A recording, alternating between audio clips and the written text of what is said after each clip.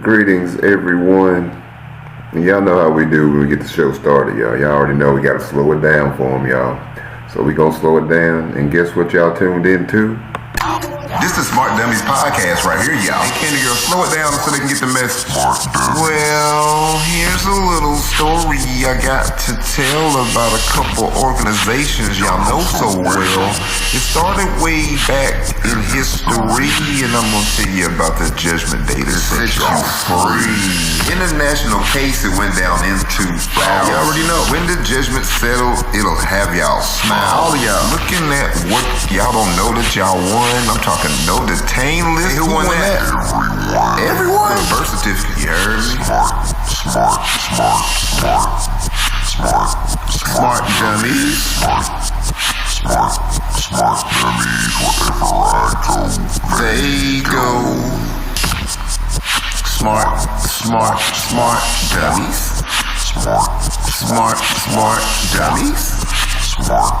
Smart dummies, wherever I go, they go.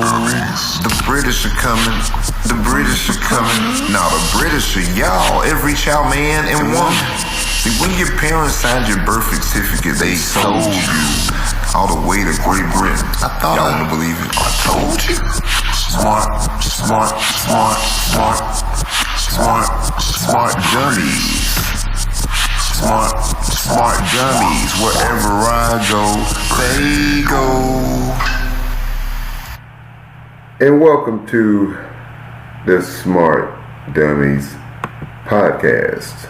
I'm your host, Big Billy PDI, and we are here today on a Monday.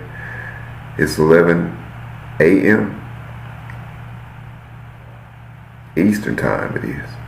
We're a little bit early, we're a couple minutes early, but as we know, we like to slow it down and let y'all hear the slowed up version so y'all can get the message. So, Smart Dummies, y'all, is the podcast. So if y'all don't know what a Smart Dummy is, we're going to learn that today.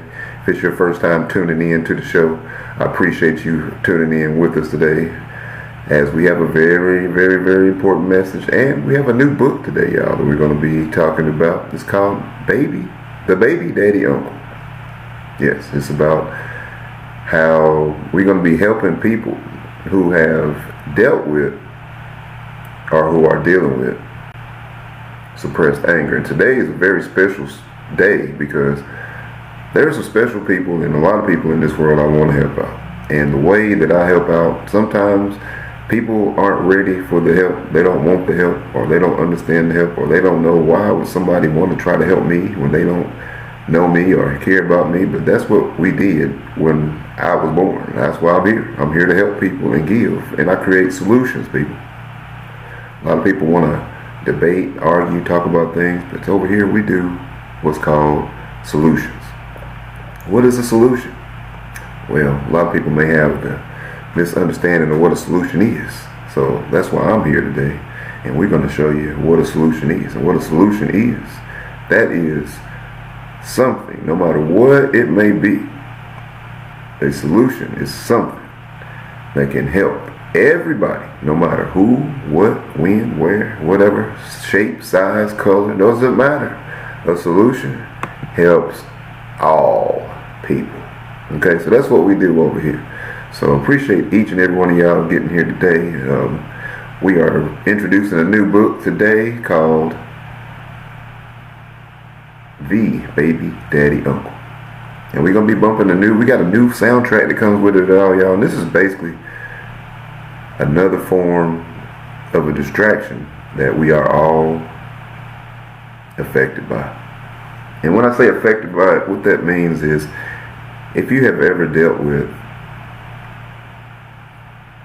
trauma in your life, if you ever dealt with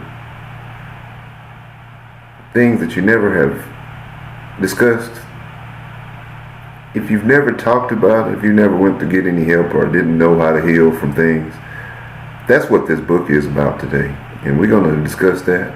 We're going to play the new soundtrack. We're going to share this with as many people because guess what, y'all? I'm not the only one that this has happened to. Suppressed anger is the number one conversation in healthcare right now. Whether y'all know it or not, it is the number one topic because there's so many lanes in dealing with mental health, mental stress by itself, fatigue daily, mental health, just recovery from what you had to go through today, just dealing with the environments of different people, whether you went to work and dealt with the different people that you work with in that environment, or whether you have, a child and you're dealing with a situation, family members, family people, things that you're dealing with, relationships, mending past situations. Have you ever talked about things? It's a lot of different ways people just don't understand. And today we're going to implement a way that I believe that there's about 15 kids out there in this world, y'all, that need some help. And I don't believe they have the help. People aren't even looking for it. So I've recognized something that has been a turning point in my life, because there's a bridge that you can't drive over. There's a mountain you can't climb over. There's a valley that you can't go through. There's trenches out there you can't even see where you're going to land when you get there. There's a lot of people out there that have situations down there, y'all, that's going on in their lives that never has been addressed. And today we're going to address how a solution that works only needs to be made available for people to take advantage of. And this is something that doesn't cost anything to do. There's many ways that it will cost money if you wanted to utilize those ways, but if you don't have any way to pay for a solution for dealing with suppressed anger, suppressed memories, childhood trauma, adult trauma, environmental problems and problems and things like that. If you don't know how, we're going to address that today. And I wrote a book about it, and it's going to help you out by using and utilizing a scenario with real life situations, along with the imagination of a real writer. No one's being accused today of any of these things that may be talked about and addressed. But what we will be doing is addressing how the solution always works once you utilize it. It will not work if you have no idea about how to do it, or if you want to do it at all. So what we're going to do right now, y'all, we're going to play the new song for the show, the newest country hip-hop track that y'all all been waiting for. Y'all didn't know y'all was going to be waiting for it, but here it is right here. Smart Dummies, y'all.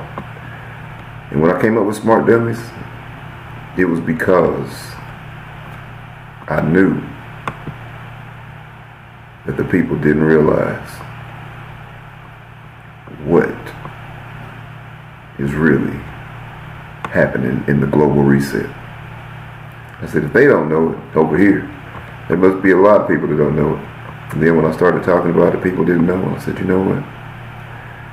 We're going to take this podcast, the Because I Care About You podcast, to a whole nother level. Because see, y'all, each and every one of you all, the reason I do this is because I do care about each and every one of you all. Even if you may not even know who I am. I'm a humanitarian. See, humanitarians, they help everybody who wants to get the help. That's what it is over here. So we're going to play the song right quick, Smart Dummies.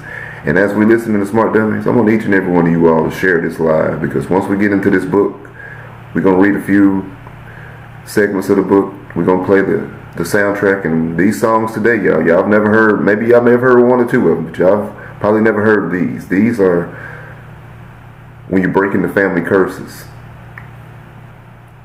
These are those type of songs. These are songs that have real meaning. You know, we're going back to my elementary school teachers, the people who have made a big difference in my life. We're going to send a shout out to Miss Wells and Miss Edie. It's amazing, y'all. Two women I didn't even know they was going to be my teachers. I had met them and didn't even know, because they were my granny's friends. They've been my mother's teachers, my aunt's teachers, all they've been my uncle's teachers, my friends, cousins. They taught for many, many years, y'all. And they influenced us in great ways. One of them was my gym teacher, physical education, and the other one was my music teacher. And we're going to send a shout out to both of them today. We're going to send a shout out to Mr. Bagwell, Mr. Belcher, all the music teachers. Mr. Hopkins too, who sang the what was that song he used to sing to make everybody cry? He sang a song and we had a what was his name? What was that song? God Bless America. Boy, could nobody sing it like Mr. Hopkins. Mr. Hopkins was serious. I think he was an English teacher, I think, but could nobody sing God Bless America? He just want a song, didn't nobody even want to stop singing it when he was singing that song. So we got some inspirational songs like that on this album, y'all. So when y'all hear them, I'm gonna try my best not to get emotional in this, because this is stuff that people need. And but some of them songs, sometimes I made these songs, y'all. I'm gonna try my best not to be emotional on them. But this right here is something that's bigger than me. When people are dealing with suppressed anger, when you're dealing with people doing things to kids and doing things to people and things, like I said, I'm a witness to this. So I came up with a solution, y'all, to help the people, help the world, and at the same time, teach at the same time. So what I want y'all to do while we're doing this, as I'm doing this, I'm going to be sharing this with as many people as I possibly can. And in these next 3.5 minutes, we're going to be checking out the new song. It is called Smart Dummies, just like the show. I want y'all to share this with as many people that you care about and people you don't even know, that if they knew that there was a better way to do something, that they would do it. And also, if they knew that you were there to help them and it was nothing, there was no there was no hidden agendas and things like that, then they would want you to send it to them if you didn't know. So that's what I just did right here, y'all. I just sent it out. I just shared it with approximately, 40 people or so. That's the maximum it'll let you do there. So without even checking to see who they were, I just sent them to the first 40 people that showed up in my feed here. So what we're gonna be doing, y'all, is we're gonna play that song right quick, and I want you all to share this, because when we get back, it's gonna get for real, and y'all not gonna believe the storyline of this book. And can you tell what's the difference between what's fiction and non-fiction in this book? Well, we blended it very well so that each and every one of you all will be able to receive a well-rounded message that will help you and your family and the people you're around to move forward in this world and make it a better place.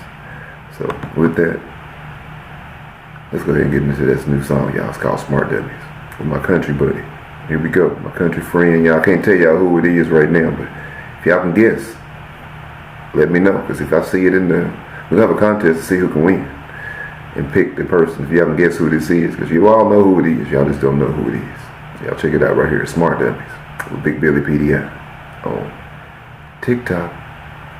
Y'all can't deny it, I'm the best writer. Y'all know y'all can't mess with Bill. I got a topic, I'm about to drop it. Y'all know y'all ain't got Bill skills. Smart dummies, wherever you go, they go. Smart dummies, they shadow every flow. They know everything about nothing about everything. Smart dummies, yeah, they always in the rain. Talking louder than a diesel on a Texas road. Brains on autopilot, minds in cruise control. Quoting facts from a cereal box scripture. Flexing knowledge, but it's always out of picture. Ain't seen a book, but they swear they wrote a few. Einstein in the mirror, Forrest Gump in the crew. Got opinions, boy, they shout them like preachers. Wi-Fi wisdom, they Google the teachers. Smart dummies, wherever you go, they go. Wherever you go, they go. Smart dummies, they shadow every flow. They know everything about nothing about everything. They know nothing about everything. Smart dummies, yeah, they always in the rain. They the type to argue about the shape of the earth, but can't calculate the tax on a $10 shirt. Swear they hold the keys to the universe's vault, but can't find the answers to their own damn faults. Seen them in the church, seen them in the club. Smart dummies multiplying, ain't no way to scrub. Smart dummies in the whip, front seat philosophy. Radio off, they hum conspiracy. They build castles out of sand, call it destiny, but it all washes out with the tide of reality. Smart dummies, wherever you go, they go. Wherever you go, they go. Smart dummies, they shadow every flow. They know everything about nothing, nothing about everything. They know nothing about everything. Smart dummies, yeah, they always in the rain.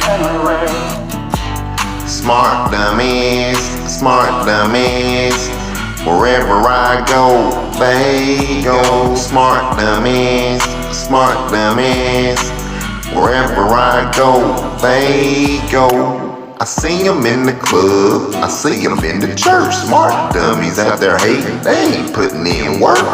I seen them in the church, I seen them at the club. Smart dummies multiplying, they ain't showing no love. Now they be saying I be hating, they be saying I'm lying. It don't bother me, cause I hear that all the time. But the one thing I see, y'all don't carry no facts. That means that y'all don't know the truth.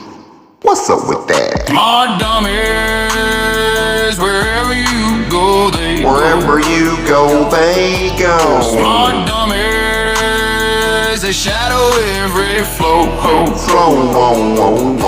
They know everything about nothing, nothing about everything. They knowing nothing about everything. Smart dummies, yeah, they always in the rain. They the type to argue about the shape of the earth, but can't calculate the tax on the $10 shirt. That's right, y'all. That's Smart Dummies right there, y'all. And we are live on Smart Dummies Podcast. Appreciate y'all tuning in today with us on the live stream. So guess what? We got a wonderful surprise for y'all today. They say, what kind of surprise could Big Billy have for us today? Well, check this out, y'all. Just for tuning in today, y'all gonna get to find out if you are an official Smart Dummy. Official Smart Dummy, y'all. It's amazing. You're gonna get to find out today. And guess what? Even being a Smart Dummy, y'all, it is not a bad thing. Being a Smart Dummy is a great thing, because once you find out that you're being tricked for the majority of your life, if not your entire life, then guess what happens? Then you can do something about it. That's what we're trying to do here. Not only what we're trying to do, that's what we're going to do. So give yourself some round of applause, for wanting to be a part of something that's great. So if that's you want to be a part of something that's great, then guess what, y'all? Y'all are here at the right show today. I promise you. Yeah. Yes, they are.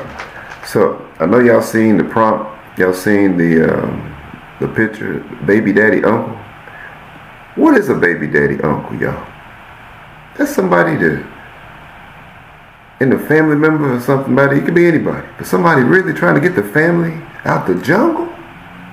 It could be a man from the family tree. It could be an outsider that's trying to get some pee. Now, who take the baby daddy treatment for years and don't stop? Who see the reasons why they ain't at the spot? That's your baby daddy uncle. That's right. None of y'all didn't know what that meant, and maybe y'all did, but in a minute, we're going to drop a jank, y'all, so silly. Y'all know it had to be Big Billy on this one, because we got the song, we got the soundtrack, the book soundtrack at that, for the baby daddy uncle. We're going to be bumping that one today. Y'all can get to hear it here for probably the first time, because see, these songs are for real, y'all. These songs here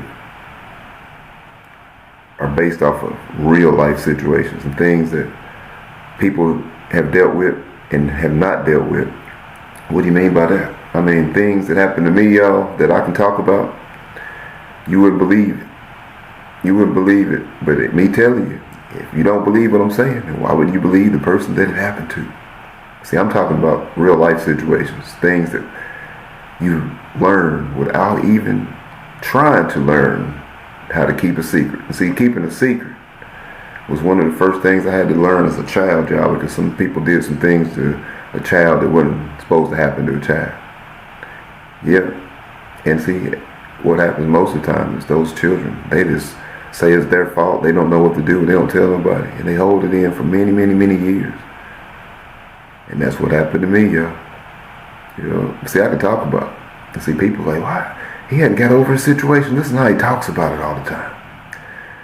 Well, knowing how suppressed anger works and how mental health and all those things work, the best thing that you can do and the best solution is to be able to find an outlet to talk about it. Because when you just keep it in and hold it inside, the world doesn't go anywhere. Y'all, it's really sitting right there on your mind and waiting for somebody to remind you about it. So there is a way that you can actually handle those situations. Guess what? I wrote a book about it, and I included 1 or 2 or maybe 3 or 4 scenarios that have impacted my life, and it has a solution in there that plants a seed of what to do and how to take care of these situations. And we'll be discussing all of that today. So right now, what I want to do is I want to welcome each and every one of you all to the show. And I want you all to give yourselves a universal round of applause, because it was the universe that brought you to this show today. That's what it was. It was the universe.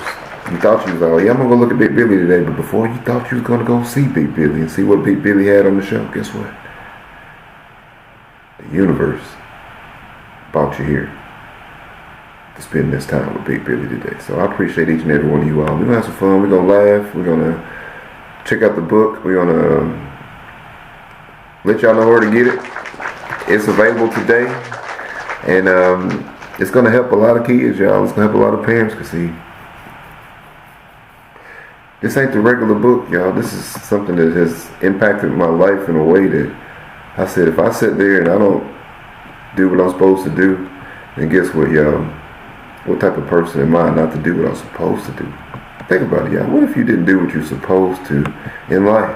And you just said, you know what, I'm not supposed to be this person I'm supposed to be, and you just didn't do it just because you said you didn't think you were supposed to be, and you didn't get to do what you were supposed to do? Guess what? That would be a terrible thing. So, what I want to do here, y'all, I'm going to let y'all know a little bit about this book and why I wrote it. And as we go through a few of the chapters, we'll do a few chapters in it, we'll read a few chapters and let you all see a little bit about the book. But I want you all to get it, because this is going to be something that's going to impact your life in a way that you can utilize in many different lanes of life. Many lanes of life. So, The Baby Daddy Uncle. Wow. A story of family, truth, and the songs that heal us. This work is a tapestry woven from the threads of true experiences and the compassionate imagination of a storyteller. While inspired by real events and the profound emotional truths of families navigating paternity, identity, and loss, the characters, names, and specific scenarios are fictional characters and fictional creations. The book is not an accusation. It's not an accusing anybody. I'm not accusing anybody. This is an offering. It is for every mother who has ever felt alone in her journey, for every child who has ever wondered about the missing piece of their story, and for every family member who stepped into the gap.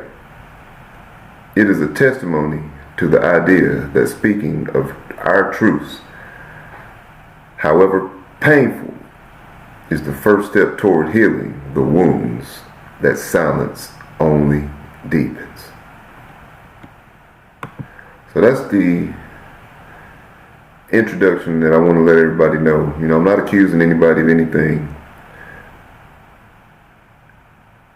I'm trying to help.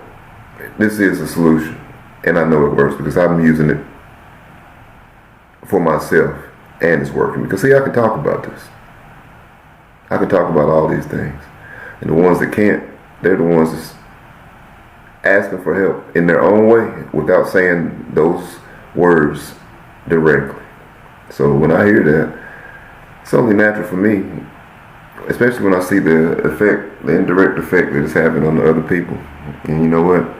I said, you know what? If I don't do this, then I ain't the person that I'm talking about. I'm up here claiming to be. I'm not that person. If I don't do this to help the people that I care about the most and do it in a way that everybody can benefit from it, then I'm not the person that I'm claiming to be up here talking about solutions. But I know I am that person, and I don't have to have anybody let me know. I know because it works, and I've been utilizing it myself. So that's why I wrote this book, y'all. That's why I made this soundtrack. So if you want to talk about something that happened in your life and you don't have anywhere to go, y'all, you know where you go? Go to yourself first. If you don't have anybody, talk to yourself. See, this world is set up to distract each and every one of us from knowing who we really are.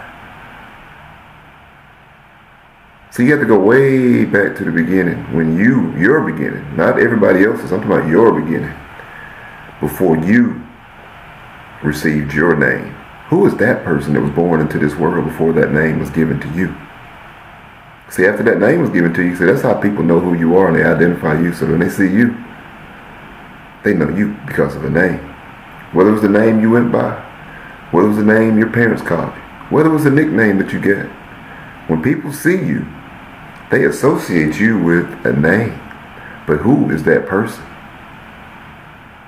Who was that person before that name was given to you and you lived that name and you was that person? So you have to be able to do something that a lot of people don't even think about or realize that can even be possible to even do. To see how the people have different perspectives, you have to be able to have a skill set. And today I'm going to share that with you first. That skill set is this. You are not the body that you walk around in. You're the spirit, the soul, and everything else that operates into this. So when people see that physical temple, that body of yours, they see your face. They say, oh, that's Billy. So Billy, I'm asking Billy a question right now, y'all. I'm asking Billy a question. Who is that person that they see, Billy? Who is the person that they see every time they recognize Billy? And I have to say, you know what? I have to step outside of the person and see what they see. Now this is not something that people can just easily do, because everybody think they control their body. They think they know who they're talking about. They think they know how their mind works. They think they know everything. You see what they are? See, these are smart dummies. They think they know everything about nothing, and they know nothing about everything. Y'all know anybody like that? They know something about everything and everything about nothing. Well, see, that's not how it works. You have to step outside to see what they see. What do they see when they see you? Each and every one of you all, ask yourselves that question. What do people see when they see you? What do you project to the people in the world? Do you know? Have you even thought about that? What do you project to the people in the world? Well, once you start practicing that, guess what? You won't have too many more problems with other people, y'all. Why? Because you know what they see. And you can control what they see by being and doing better. But if you're just in there doing what you're doing and you're just going with the flow and all of this, no. That won't work. It'll work for a little bit. But that going with the flow ain't no good unless you go with the flow. See, it's two meanings with going with the flow. See, if you don't know what the flow is, and you go on with the flow, you go on with the wrong, it ain't the flow. But see, when you go on with the flow, see, my flow is the glow. And I know because I'm already doing it. And these solutions work. So if you go on with the flow, then you found the flow over here. You found it. And you didn't find it on accident. The universe brought you here today. Yes, the universe did this, y'all. It wasn't me. It wasn't you. It was the universe. So, and you doing what you need to be to stay up in that vibration that'll keep you in the loop of the right things, the real things, in the way that's going to make it better for all, not just few. So, with that, welcome to the show. Each and every one of you all. We here again, y'all. It's Big Billy. We are on Smart Dummies Podcast, y'all. So, we're going to get in this album, y'all. And this is the soundtrack to the book. Now, I was going to do these in the order that they are on the album because I made it for that reason. But I don't know if y'all ready for this yet. I don't know if y'all ready for the album yet because this one's that one. So what we going to do, we're going to go ahead and send a shout out to Miss Edie, all my music teachers, Miss Wales. Remember 1, 2, 3 way back, y'all. 1, 2, 3 way back. 1, 2. Y'all remember that workout? Take y'all way back. I mean, all this, everything. We're going way back on this one. So this is a song called I Didn't Want to Be a Star. And y'all know, I don't know if y'all knew this though, I'm the best one to never do it.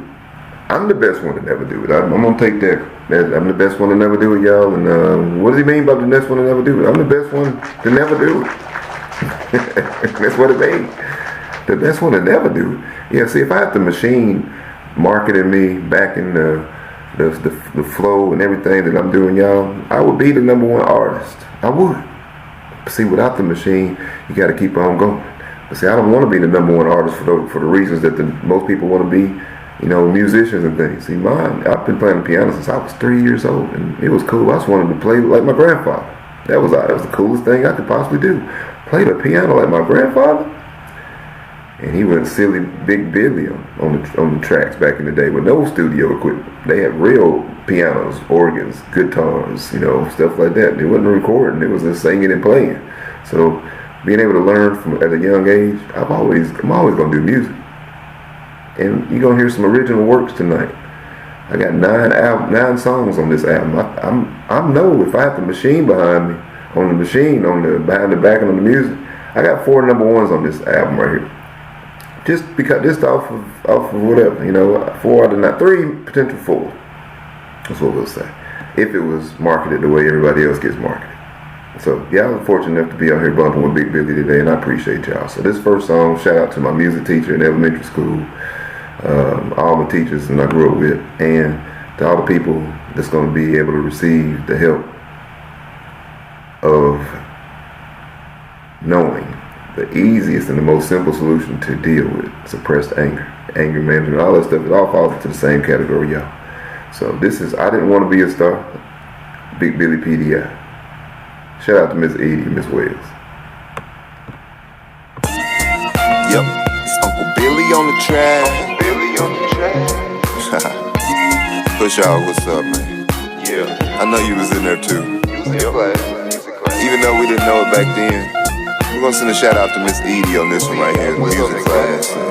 We're gonna take y'all 1, 2, 3 way back, like Miss Wales. I'm gonna change it up. What happened? Thought I was playing when I would pull up. Hey, when I showed up, the whole crowd slowed up. They was like, hey, hold up. They didn't know what to call it. They was like, hey, what you doing that for? I'd be like, do you wanna see 30 more? Do you wanna ride with me? I know 30 chicks that wanna ride with me. They wanna go out of town and slide with me. On them Pharisees. When I come through, people stare at these. And when I park, I'm on the block. This one don't need a steering wheel, even though I'm known for them Ferris wheels. moves me. It moves me to laugh or sing or cry. Yes, it does. This music, it moves me to reach up for the sky. Now this music can do whatever you want it to. No matter who you are, one day soon you can look up and you can be a star. You can be a star.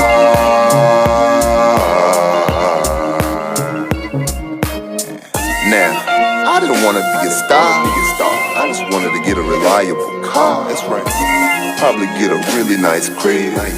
Coming through and make some really nice kids.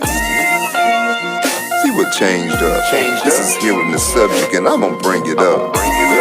Y'all don't have to do this. I try to help them all. I thought y'all knew this. Some of them like to accept it. Some of them like to keep it inside and they kept it. Some of them want it, some of them have it, some of them leave it, some of them are still laughing.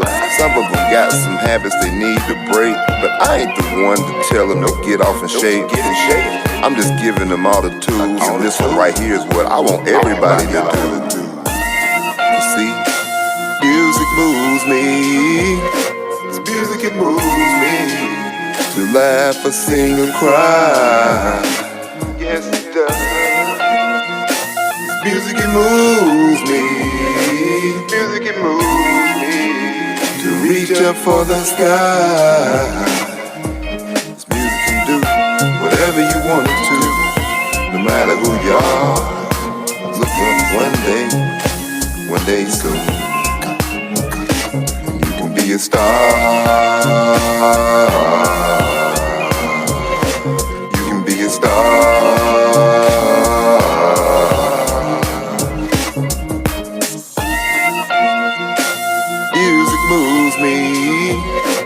Music, it moves me to laugh or sing or cry. Laugh and cry. This music, it moves me. Yes, it does. To reach up for the sky. And this music can do whatever you want it to. No matter who you are. Someday soon, look up. You can be a star.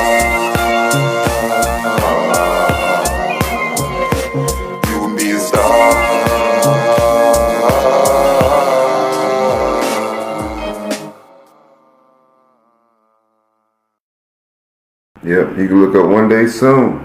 You could be a star. And just like they lied to us, y'all, we look up every day and every night. In the nighttime, they lied to us forever, y'all. We out there looking up in the sky thinking them are stars. Them ain't even stars up there, y'all. That's for a whole nother topic. But y'all looking up in the sky thinking them are stars. I promise you, those are not stars, people. And that's part of the things you'll be able to learn at Smart Dummies Podcast, y'all. So all I'm saying is we here, and I appreciate that. Listen to the track. What y'all think about that?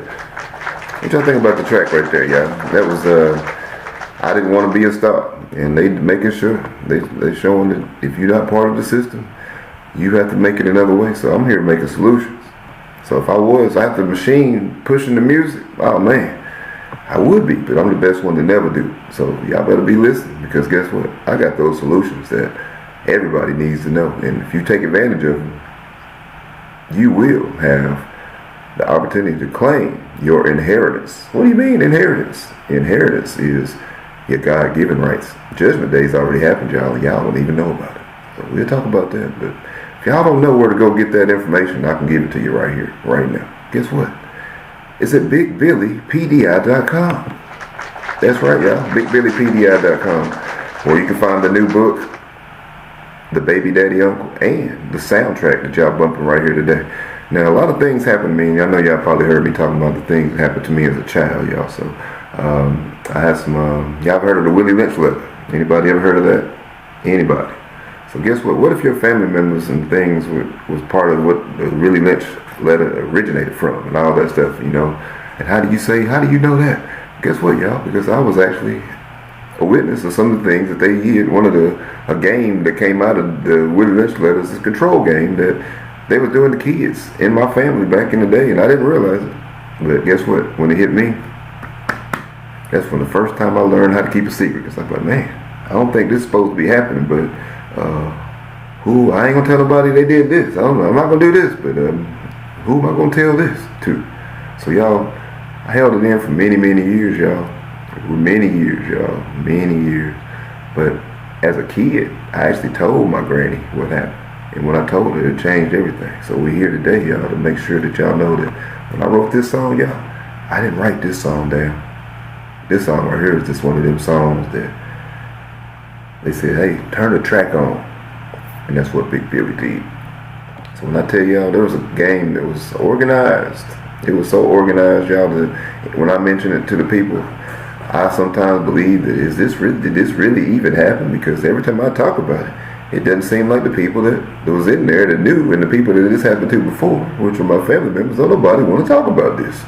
So I'm like, dang, there's some healing that need to be done here because ain't nobody want to talk about it. So I seen two of my cousins on social media. We will say this on social media. They was having a really, really big argument, and they was typing argument. I was like, oh man, these are some of the kids of the people I know that's a part of this game that are upset, and they don't know why they upset.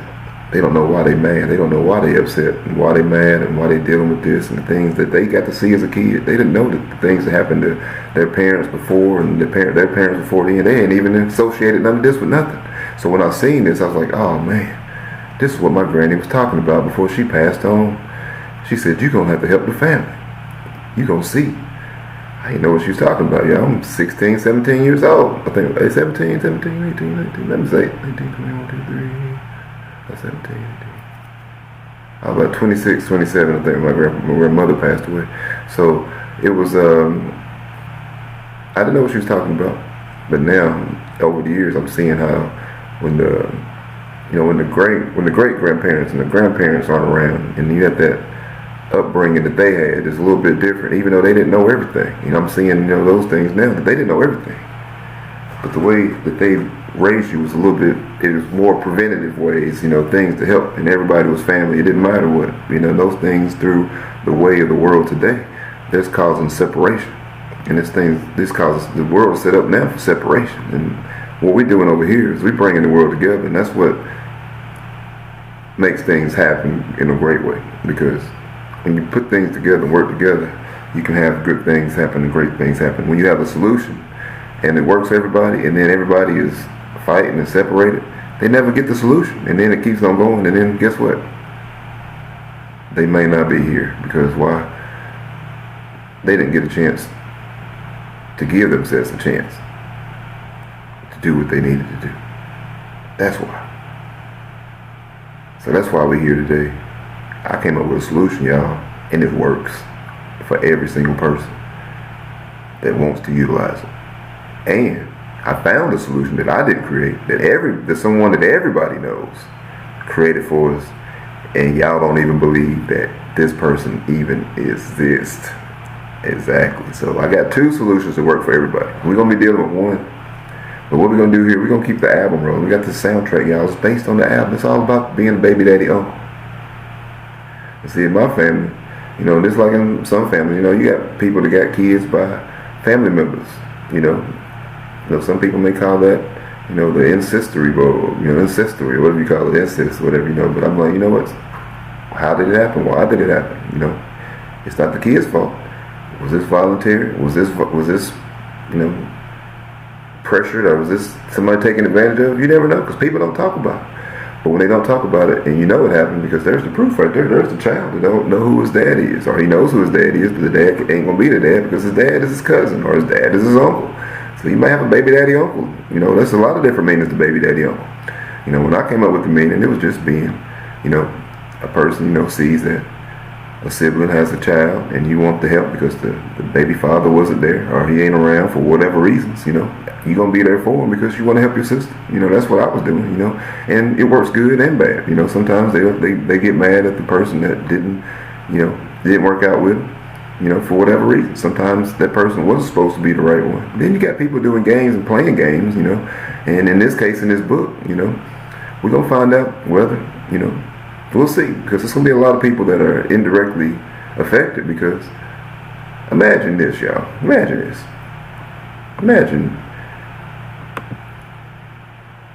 for entertainment purposes only that you got a little sister. You have a little sister, right? And one day you come home from college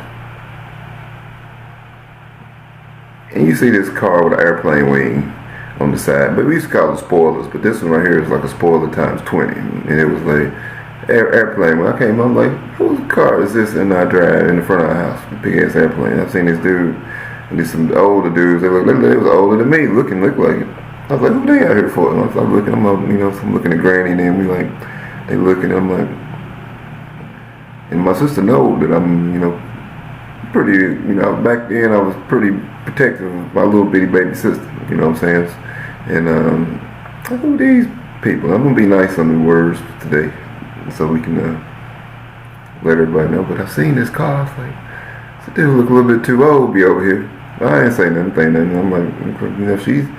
Oh, she just know. I just know that they know that they shouldn't be doing nothing that they don't need to be doing. That's what they do know. So I remember telling them So whatever. Make a long story short, I just happened to be home that day, but I remember, and that day will be a significant day because we're gonna find out, and we're gonna find out today. But if this has happened to you all, and y'all have ever heard of a story like this, and if you had to do what a lot of these women do. My sister didn't do that part. But I believe that there was a game being played so serious, y'all, that it's caused a lot of separation in my family because I didn't even think nothing about it. And the way the universe works, y'all gonna be able to see today. And that's why I need y'all to take advantage of a real story that will help you get through your life. So before we get going full speed into this next segment, I just want to say hello to each and every one of you all for tuning in to the podcast, and thank you all for tuning in, y'all. Every one of y'all, appreciate it. Lorena, see you there. Dion McKinney, I see you in there. Who's that? Girl 343.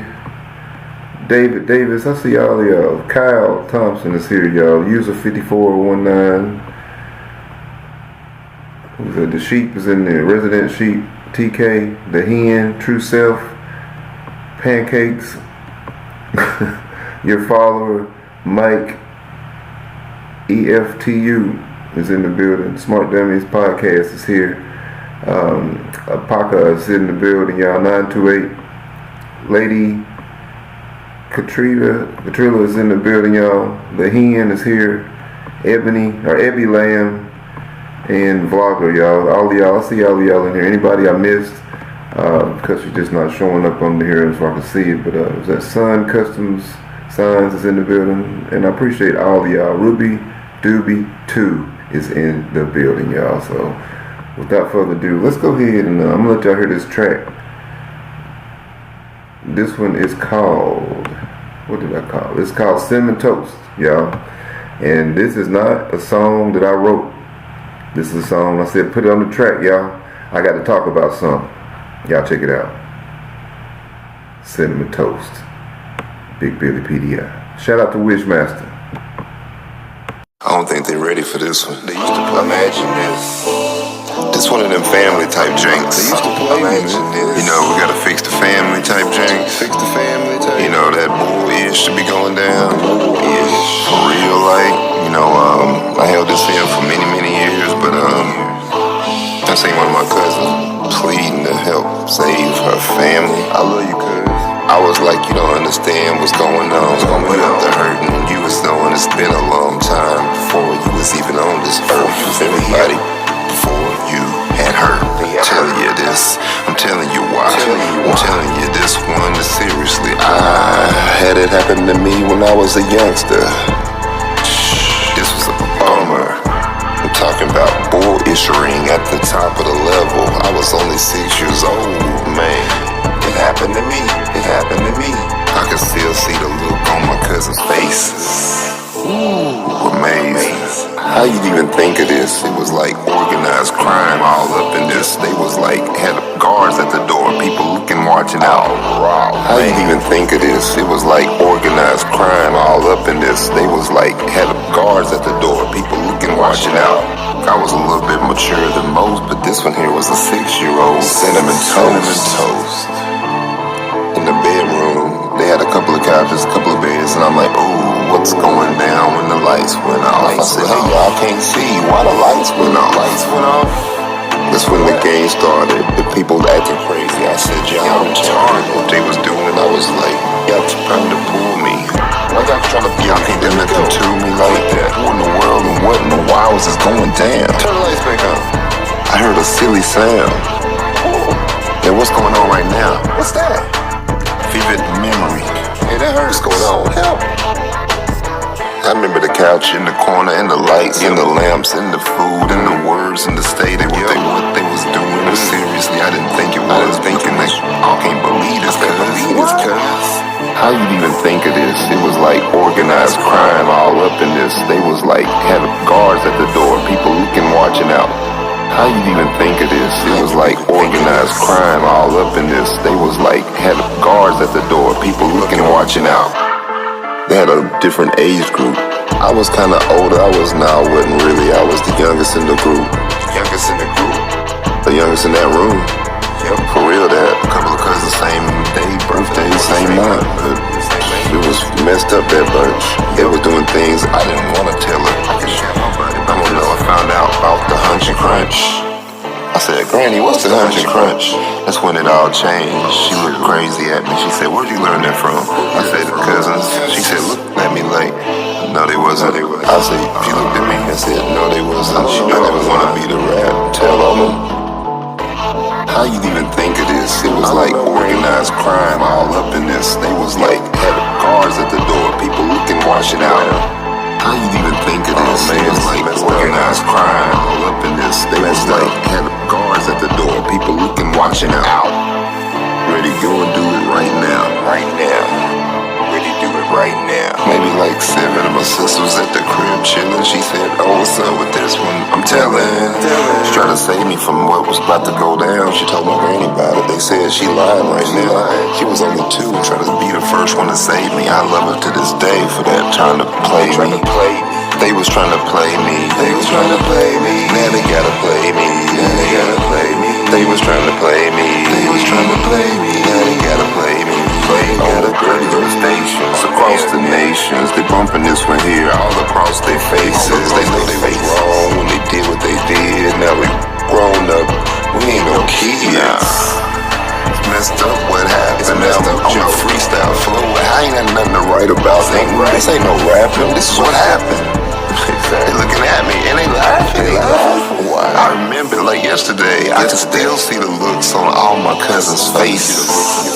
And when the lights came back on, the looks on their faces was wrong. They used to try to play me.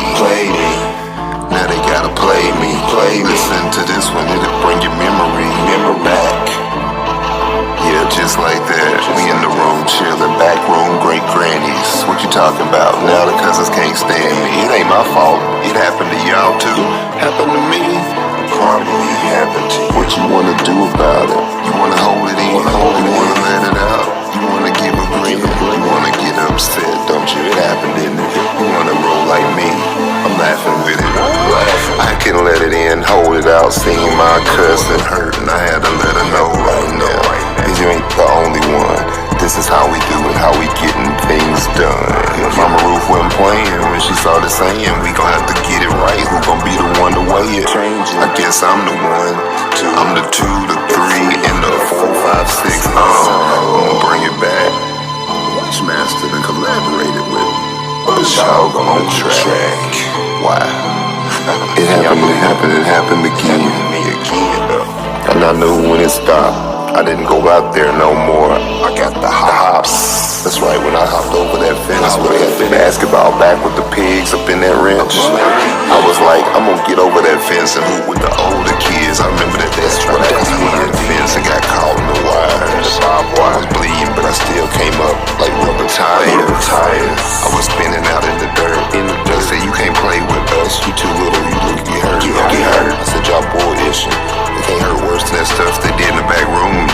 competition.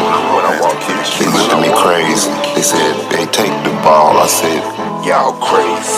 And I jumped the fence again. I said, they gon' try to hurt me if I win. It didn't matter, but today I'm still hooping. I'm still alley-ooping. I'm still the truth when they come through with. They don't wanna say nothing, but this story right here ain't bluffing. They hurt me. Now that everybody going down. I got that purple like Huckleberry Hound. They wanna know it cause they know that it's the sound. But this one is messed up and it's gonna stop right now. It's over. They try to play me. Now they gotta play me. They used to try to play me. Now they gotta play me. Lights went off and I seriously, the one in there was seriously off. I'm looking like I was a little bit mature than most, but this one here was a 6-year-old cinnamon toast. Cinnamon toast, y'all. 6-year-old. I gotta tell y'all about this game, y'all. This is one of the most messed up games y'all ever seen in your life. Ever. This is organized crime for real, on kids. You know, and this was at my great-great-granny's house, y'all. And this is a very, very important story because the problem with the people is that they keep it rolling. Do you want to keep this going or do you stop it? And see, I stopped it a long time ago. I told my granny what happened to me when I was 7 years old, y'all. I said, Granny, they doing some bad stuff over here in this room. I don't think we supposed to be doing this. And I told them what they was doing. And Granny's eyes got big as paper plates. And Granny was like, oh my gosh. You know, she tried her best to say, but see, Granny already knew what it was. Because Granny had seen this too, y'all. We talking about things that have been passed on for generation and generation and generation. Yeah, generational. Granny knew what it was. And Granny tried to protect us. Yep, sure did. And the house, you gotta imagine y'all living on a farm back in the, Granny had, 7, 8, 9, 10 siblings. They all had kids. Their kids had kids. And every Sunday after church, we all met and went to Granny's. And all their friends come, friends. At any given day, any time of that day after Sunday after church, we would have at least 50 to 70 people at a house. House as big as you couldn't even imagine. You think it was big as a mansion or something, but it was just so separated. And it was outside playing basketball and playing. Some of us up there playing up here behind them. Here we got a big farm full of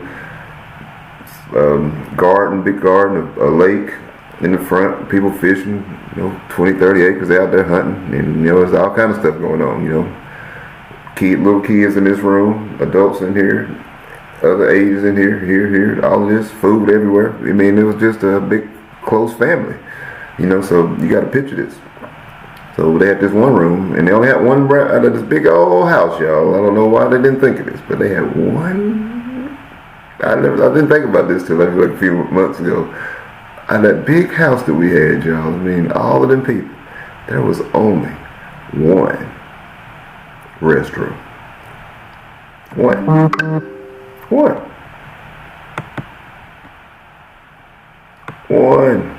restroom, y'all. So this is very important information because this is part of the game that they utilize. That knowledge that made the game impossible to get out of it. Because once that happened, you was in there. They made a way where you couldn't get out until somebody let you out. So you got to imagine the house. So when you walk in, you go up the steps, you got all these people on the front porch. They all sitting out there, aunts, uncles, cousins, all that, some kids. They got a big old swing that rocks. Everybody wanting to be on the swing. The people that love the swing the most, they ain't gonna get out the swing. You have to get up and go to the bathroom or something. Just to you lose your place. If you get up and lose that swing, you was done. You was done. You wasn't getting in the swing no more unless somebody got up and they'd be waiting. They do stuff, all kind of stuff to get in the swing. They would do pitch water on you. Made people get up. They had to go wipe the water off of them. Water, all kind of stuff. You can imagine. Everybody wanted to sit on ride the swing on the front porch. Then you have aunts. We had this one aunt that wore real red lipstick, and she liked to kiss you on the lips. And we was like, man, we had to dodge her. I'll be dodging her because everybody knows she got you because you had to wipe. There'd be people be wiping their faces off because she been there kissed them on their lips and stuff. And we had red lipstick, like they had them tattoos on their necks right now. Well, we had that back in the day. We didn't even know it. But yeah, she would kiss people, and I remember trying to sneak in. And Granddaddy, this is my grandmother's father, my great grandfather. He kissed you on the cheek, and he had a mustache, felt like Brillo pad, and I'm like, good grief. I said, I'd be trying to dodge Granddaddy's, I don't want Granddaddy to kiss you on the cheeks. But the fact is, y'all, see, Granddaddy grew up in a time that we couldn't even imagine. And when he was a kid, you couldn't even imagine. Because if I seen what I seen as a kid, for them generation to get to what they get to me, there ain't no way. There ain't no way, y'all. There is no freaking way that we can even imagine what my great-great-grandfather seen as a kid with his great-great-grandfathers and grandmothers and stuff like. But let me give y'all a story so y'all can see how this plays along with helping people and making a difference. So imagine you go through, you got this room, you got the little kids in there, but we talking little kids, we're talking about 5 and 3, and there's probably 2 parents or something in there hanging out with those little kids. There's a bunch of those little kids, it's probably like 8, 10 of them, and then they're in that room. So then when you go around the corner, you got the closet with the clothes closet, but it ain't no regular closet. It ain't like you could just walk through the closet. But this closet, you could if it was cleaned up, but it was not cleaned up closet. This is where Granddaddy kept his hats and clothes and all that stuff in there. And they had some of the fastest and the loudest and the scariest, we'll say, mice. It wasn't mice. He was some big old gopher rats, y'all. They was big. Sometimes that's where they go hide in. Because remember, we lived on a farm. So we had the real field animals and stuff like that. It was really going on out there. So nobody going in that closet, though. I'll tell you that. That closet was off limits. Granddaddy went in there, nothing. I don't know if anybody ever went to that closet, but I'll never forget it. Like I've been there in, what's it, 40 years, 30, 40 years. I ain't been to that house, but I still remember him paint a picture. If I could draw, I could paint a picture. So the other thing that happened is when you go to the bathrooms right there, the next room, and the bathroom is connected to the washroom. The washroom was like that was just the one way in, you couldn't get over. It's the end right there. You go in there, you got to come back out that way. But the bathroom was the connector to the back room and the front room too. So if somebody was in the bathroom, both the door from the front, they would close them and say, "Hey, I'm in the bathroom," and the back door, they'd be closed. The back door was open if nobody was in the bathroom. They always kept it open because there was no reason for it to close because the back room was open. That was the last room in the house, and that's where the older kids, we'll say 7 to 15, 16, maybe 17, that's where they stayed at.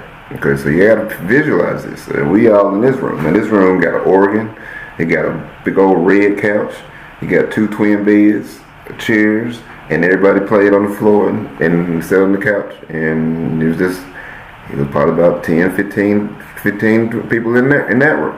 Okay. So you got to visualize this so you can know what we're talking about. So how you see how this game set up, y'all. It was a terrible game.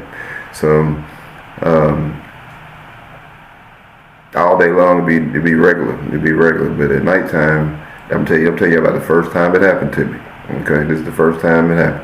So we're sitting in there, and I got these 3 cousins, my 3 favorite cousins, y'all, or 2 favorite cousins. 3 of us. We in there. They were my age, so like even before we even seen them at my great grandmother's house, when I met them at my grandmother's house, or at church or something, So, these your cousins, we see them, we look like everybody played with. It's all this happy little innocent kids growing up. So when we get to great granny's house on the weekend, on Sunday at the church, if they didn't come to my mama's house or this is my granny's sister's kids, and we was first cousins. So if we went down there, they was up there. We was always with somebody. We was at somebody's house. So that's just how we grew up. Everybody was a big old happy family, y'all. But sometimes when a few families, they go home, they leave, and some more leave, and then the ones that was lived closer to where the house was, sometimes they stay later because it was just they were just going right down the road to go home, because it's the big farm, and then some of them lived in Nashville, some of them lived in, right up the street from where they were. Some of them lived maybe like 20, 30 minutes, 40 minutes, but nobody lived more than like 2 hours or something away. It wasn't like they was driving like forever to get back home or nothing. So, but sometimes we'd stay later, and The adults be up in the front watching TV, talking, you know. Remember, it's only one restroom. Only one restroom. So they would, if the doors were closed, the adults, when they come to the bathroom, they would knock on the door. Anybody in there? And we had, you know, you say, yeah, we in there. Give me 1 minute. So just setting it up so y'all can see how this game works. So one night, we was there, and it's probably about 8-10 of us in there, and it got dark. And we still there. Wasn't thinking about nothing. It got dark, whatever. But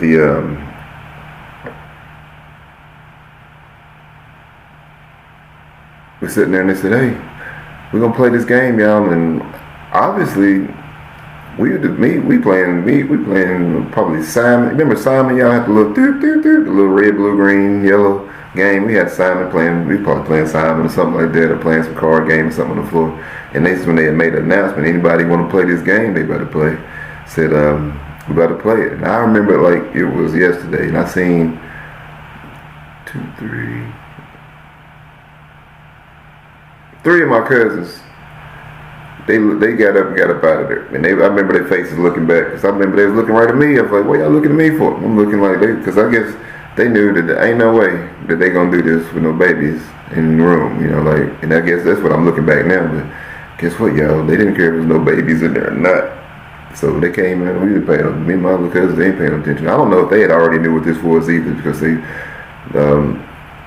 sisters was part of the ringleaders, you know, of the whole game. So I'm like, I feel sorry for them to this day, because I'm like, if they was a part of this and I didn't know it, because they never said that to me about it, you know, but if they were, like I said, this is for them too. You know, shout out to them too, because this is messed up, y'all, like literally messed up game. The most messed up game you'll ever see. And how they had it set up, they organized, this is organized, and somebody had to do something to them for them to even consider even being confident enough to show some kids some shit like this. Unbelievable. So they said this, so when they left, they had already had it planned out and everything was going to happen. Because this was just the first time I seen it. I know I couldn't have been the first time the rest of these people in the room seen this. Because when they said they was playing the game, everybody left. The ones that didn't want to play. And they knew what it was, I guess. So I'm like, dang, I didn't know what it was. So we sat in there. They turned the lights off, right? So the lights get dark. I'm like, hey, I went over there and turned the lights back on. I was like, I didn't say nothing. I just turned the lights back. I said, we can't see. They said, leave the lights off. This is a game you play with the lights off. Like, damn. So I'm like, I don't know what we do with the lights off. We sitting there, we still in that little spot on the ground. We sitting there with in a little circle. We just talking and giggling. Now, we got a real big fat cousin, y'all. He's real big and fat and he eat a lot. I mean, he eat everything. It's like Mikey back in the day. I remember Mikey on the commercial, on the Chex commercial. Mikey eats everything. Well, we had a Mikey in our family, y'all. And Mikey had to go to the bathroom a lot because Mikey was always eating. So guess what? They made Mikey the guard at the door. Okay? But Mikey wasn't guarding the door.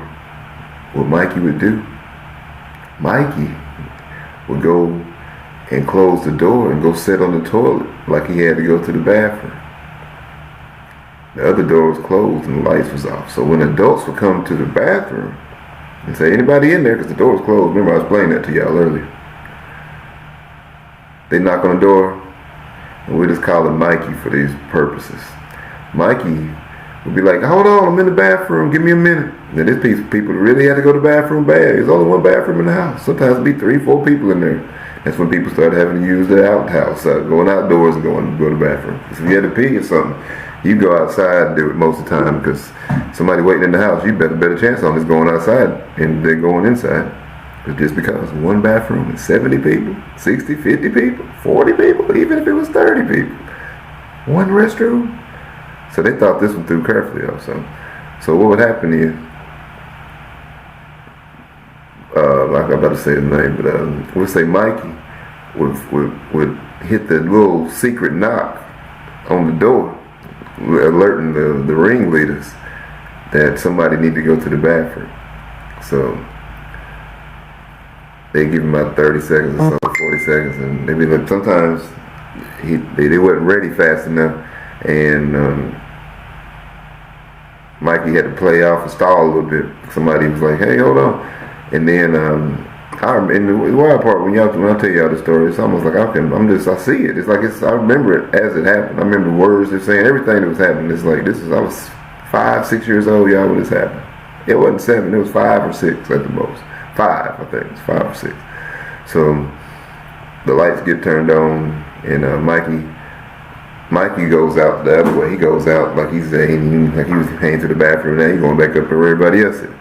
Now when the lights come back on, I look around, and everybody ain't looking the same no more. But so the first couple times, it depends on how long they have to get to do whatever they doing, and what they doing, y'all, is not good. So that's your only chance to get out of there. And you get out of there when the lights come on. That's when you run. You got to run out of there. And I'll never forget, Mikey's mama came in one night in that same situation. She said, "Everybody all right in here?" She looking around. And that's when I ran out the door. I ran right by Mikey's mama. And they're like, she was looking around. And I believe she knew what was going on, but she didn't, because she'd always peek around and she'd be smiling. And then sometimes she'd sit down in there and with the people and like wouldn't leave for a little bit. And then they'd be like, you could tell people was getting restless, and they was like, they wanted to leave and stuff. I said, I knew wasn't nothing gonna happen when them adults, when like my aunts and like my sisters, my uncles' wives and stuff like that, when they was over there and stuff like that, there wasn't nothing happening when they was in there. It's only when them teenagers would come through there and them older ones, this would happen. So that was the very first time, and nothing happened to me that day. I didn't know. I was like, well, they hit the lights off, but it wasn't nothing happening. So went a couple weeks went by. But see, certain people was there, they didn't even attempt to even say nothing about this. They wouldn't even bring it up because they knew certain people weren't going. I'm just looking back, from as being an adult now, looking at the people that was in there, and like, nah, this wouldn't have worked if he would have been there. There ain't no way this would have went down. There's no way, because I know how he is about his kids. I said, nah. And somebody tell me he played this game, he'd have to tell me personally. Ain't no way that this one of my cousins, I can't see it. I can't see him the way he is, or unless something happened so bad to him that made him that way. You just never know. But for him to be a part of this, I wouldn't believe it. So, fast forward, let's just say for entertainment purposes that we fast forward this, and then the second time it happened. So this time, I'm caught off guard again, because didn't nothing happen the first time except for the lights went off. Like they wouldn't have turned the lights on. And so, whatever. So this time, me and my little cousin, we down there, we playing whatever we playing. We even had little G.I. Joe men and stuff like that, little stuff like that. We played anything. We even had a piece of paper, a clothes hanger. We made it to a basketball hoop and hung it on that door. When people was in the bathroom, we played basketball down the floor, shooting, playing defense and everything, crawling around on the floor.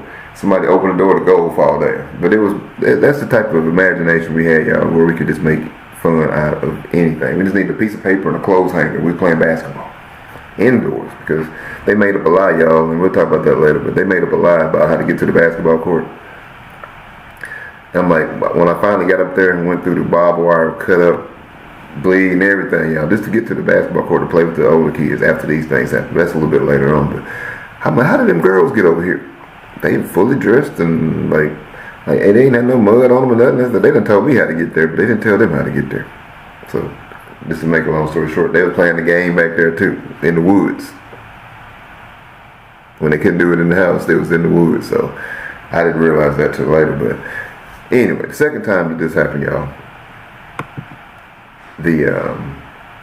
we in there playing, my little cousin, my two cousins, we playing. We always talking and playing. They said, anybody want to play the game? If anybody don't want to play, y'all, so the members of the cousins again, some of them got out of there. So this time, I was like, whatever they turn the lights off for, man, this is crazy. So I don't know what they turn. I can't see nothing in here. So we had the Simon going. So they said, we're going to use the lights. If they get the Simon going, they going to see the lights coming on. We're going to be able to play Simon, at least in the dark. Man, that lights come on, and I heard all this noise and stuff was going on, and people was making a lot of noises. I didn't know what they was doing, but it was a whole lot of sounds and things that wasn't happening when the lights was on. Let's put it that way. So we down there on the floor just playing little kiddie games and talking. They done took the Simon away, so we just down there. I don't know what we was doing. We wasn't doing nothing but just sitting there. Yeah, you got people on the couch. You got people in the bed. You got people over here. You got people everywhere. And we can't see what's going on. Because we just kids, we don't even know what's really going on. I don't know what's going on. My other two cousins may know, but I don't know what's going on, y'all. So, all I remember is this. Two of my cousins, girls, said, y'all ain't doing nothing. I was like, we didn't know what we were supposed to be doing nowhere. Y'all ain't doing nothing. And they separated us. And I tell y'all, that was the first time in my life that I said, whoa, I didn't know what was happening. All of a sudden, I felt somebody's hands moving in some places they didn't need to be moving in my clothes. Not to say it that way. Now, as a 6-year-old, a 5 or 6-year-old, you don't know what's going on. But I was like, hey, that hurts. I don't want none of this happening. They were squeezing the crap out of my balls, y'all. They ain't even playing. And I was like, I felt like they were trying to pull them off. It's like, big old eyes over here. I'm like, this. I'm like, and then they was like, now it's your turn. Then they took my hand and put them in their pants. Y'all imagine this at 6 years old? I'm like, at 5 years old, I'm like, hold on, what's going on here? And then I had to do the other one too. I was like, then it went back, and then I was like, man, I don't know if my ball will be able to take this anymore. They were squeezing them. I thought they was going to be flat by the time they got through squeezing like that. Why are they squeezing them like this? What I'm thinking. This is crazy. So, make a long story short, somebody had to go to the bathroom again, and all of a sudden, we heard a little knock on the door, and Mikey was in the bathroom, y'all. So Mikey was in there, and he done hit the lights. Everybody, this time they turned the lights on. All people's hair wild, all kind of stuff. The people look like they went on like the haunted house in Halloween up in there. And then when everybody turned the lights on this time, somebody's in the bathroom coming through, and that's when I busted up out of there. Boom, out of there, ran out of there. And I'm like, this ain't gonna happen no more. That's what I was thinking. I ain't gonna tell nobody, but I'm getting up out of there. I don't remember who was in the bathroom that time, but whoever it was, I don't think I wasn't there. I didn't stay back there to see if they was asked what was going on. But all I knew was I went outside, y'all. And that's when I got real good at catching basketballs and baseballs. So I bought a ball with us, and we had a big old super house, 2-story house. And you throw the ball on top and you catch it. That would work with your hand-eye coordination. So I said, well, I ain't going back in that back room like this. If I go back there again, as soon as they say that game, I'm going to get up out of there. And then I seen my cousins a few times, whether they was at my granny's house or whatever, back and forth for church or whatever. So we came up with a plan, y'all. A plan. Guess what that plan was? That plan was, we going to go, and when they turn the lights off and say they're going to play the game, what we going to do? we going to get in a little huddle. And we're going to get in there and we're going to do this. We're going to play hands. We're going to be in there just, and so that was our plan. That's the best plan we could have came up with, y'all. We really thought we came up with something. So, sure enough, it probably was, I can't say, it didn't happen every week, but it happened. And when it did, it was all usually because, the sisters was in a great conversation and it just lasted long. And they wasn't driving that far. It's like this.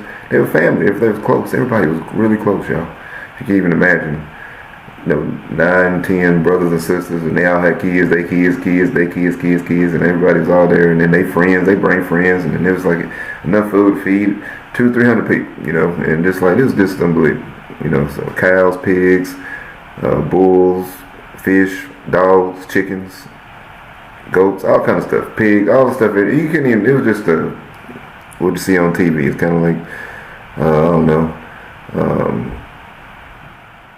Little House on the Prairie, but it was the black, the indigenous version of people, out there. But it was just the times that you just couldn't even imagine happening in these days. So seeing all this as a kid, it's like, dang, what have we gotten to? What is going on from these times? So, but the next time it happened, y'all, we had our plan. Everybody want to play this game? We're gonna, y'all know the routine, whatever. We sitting over there, y'all ready? We gonna implement the plan we talked about, right? Y'all remember we gonna get there. We're going to be over there. Alright, so this time, it's only about 5 or 6 of us in the room this time, y'all. Plus the 3. It's us on the floor, the little kids, we playing our little games, whatever we doing, and then you got the older kids. So I'll tell you, that'd be from, we'll say 11 to 16, 17 maybe, 16, 17 maybe. And they in there. This time, we got separated. They said, what y'all doing over there? Y'all ain't doing nothing. See, this is the ringleader. Now, let me tell you, it's 2 ringleaders that are in there. It's actually 2 there's 2 ringleaders that approach me. The other main ringleaders a little older than them, but they respect my grandmama. They scared of my granny, and they always have been. They always respected my granny. That's I just said thought they were scared of her. But when my granny would do something, they'd be like everybody respected her because she was the oldest girl, the oldest female. So these two, they would never be the ones to do the stuff to me. But these other two, let's put it this way: one of them apologized a long time ago. The other one still had never brought nothing up and won't talk about it at all. And I'm like, all you gotta do is just talk about it. I know it's eating up inside. The stuff they did, they shouldn't even did. And they did some stuff way worse to me than way worse to others than me. I just basically got the squeezing and touching and stuff. There wasn't no intercourse and none of that. They didn't get to that far. So it didn't happen to me. But the rest of them, I can't say no. I can't answer for everybody. But what I'm gonna tell y'all is the next time they separate us, y'all ain't doing nothing. They was down there having good old giggling time. I guess that's what we're supposed to be doing. Imagine 5-year-olds, y'all, no internet. This ain't never happened. We ain't having thoughts like that, and all of the extra information. None of that stuff is happening. We talking about way back in the day. Okay, so ain't nobody talking about this stuff, and you can see the difference, and you can see how they look now. They look like they've been through a lot, but ain't nobody talking about it. I still look like I did in college. I can go trim the beard a little bit, and I still be out there. Y'all know I get busy on the basketball court. Y'all already know that's my getaway place. If I didn't have basketball, I probably would have been like one of them people that couldn't handle the situation. But fortunate enough, I had something, a bag of air. This is what this called right here. It's a bag of air, and I got pretty good at it. This is like second nature right here. This right here. This is where I go to get away, but I'm still talking about it. And a lot of them ain't never talked about it, y'all. So that's a problem if you can't talk about the situation. So that time when they did this time, they pulled us away, and I promise y'all, this was the last time that it happened to me, because it was the first time in my whole entire life. Well, I think the second time. First time I was born, but the second time I ever seen some coochie. And I didn't even get to see it. I could smell it. And it wasn't nothing refreshing. It wasn't spearmint.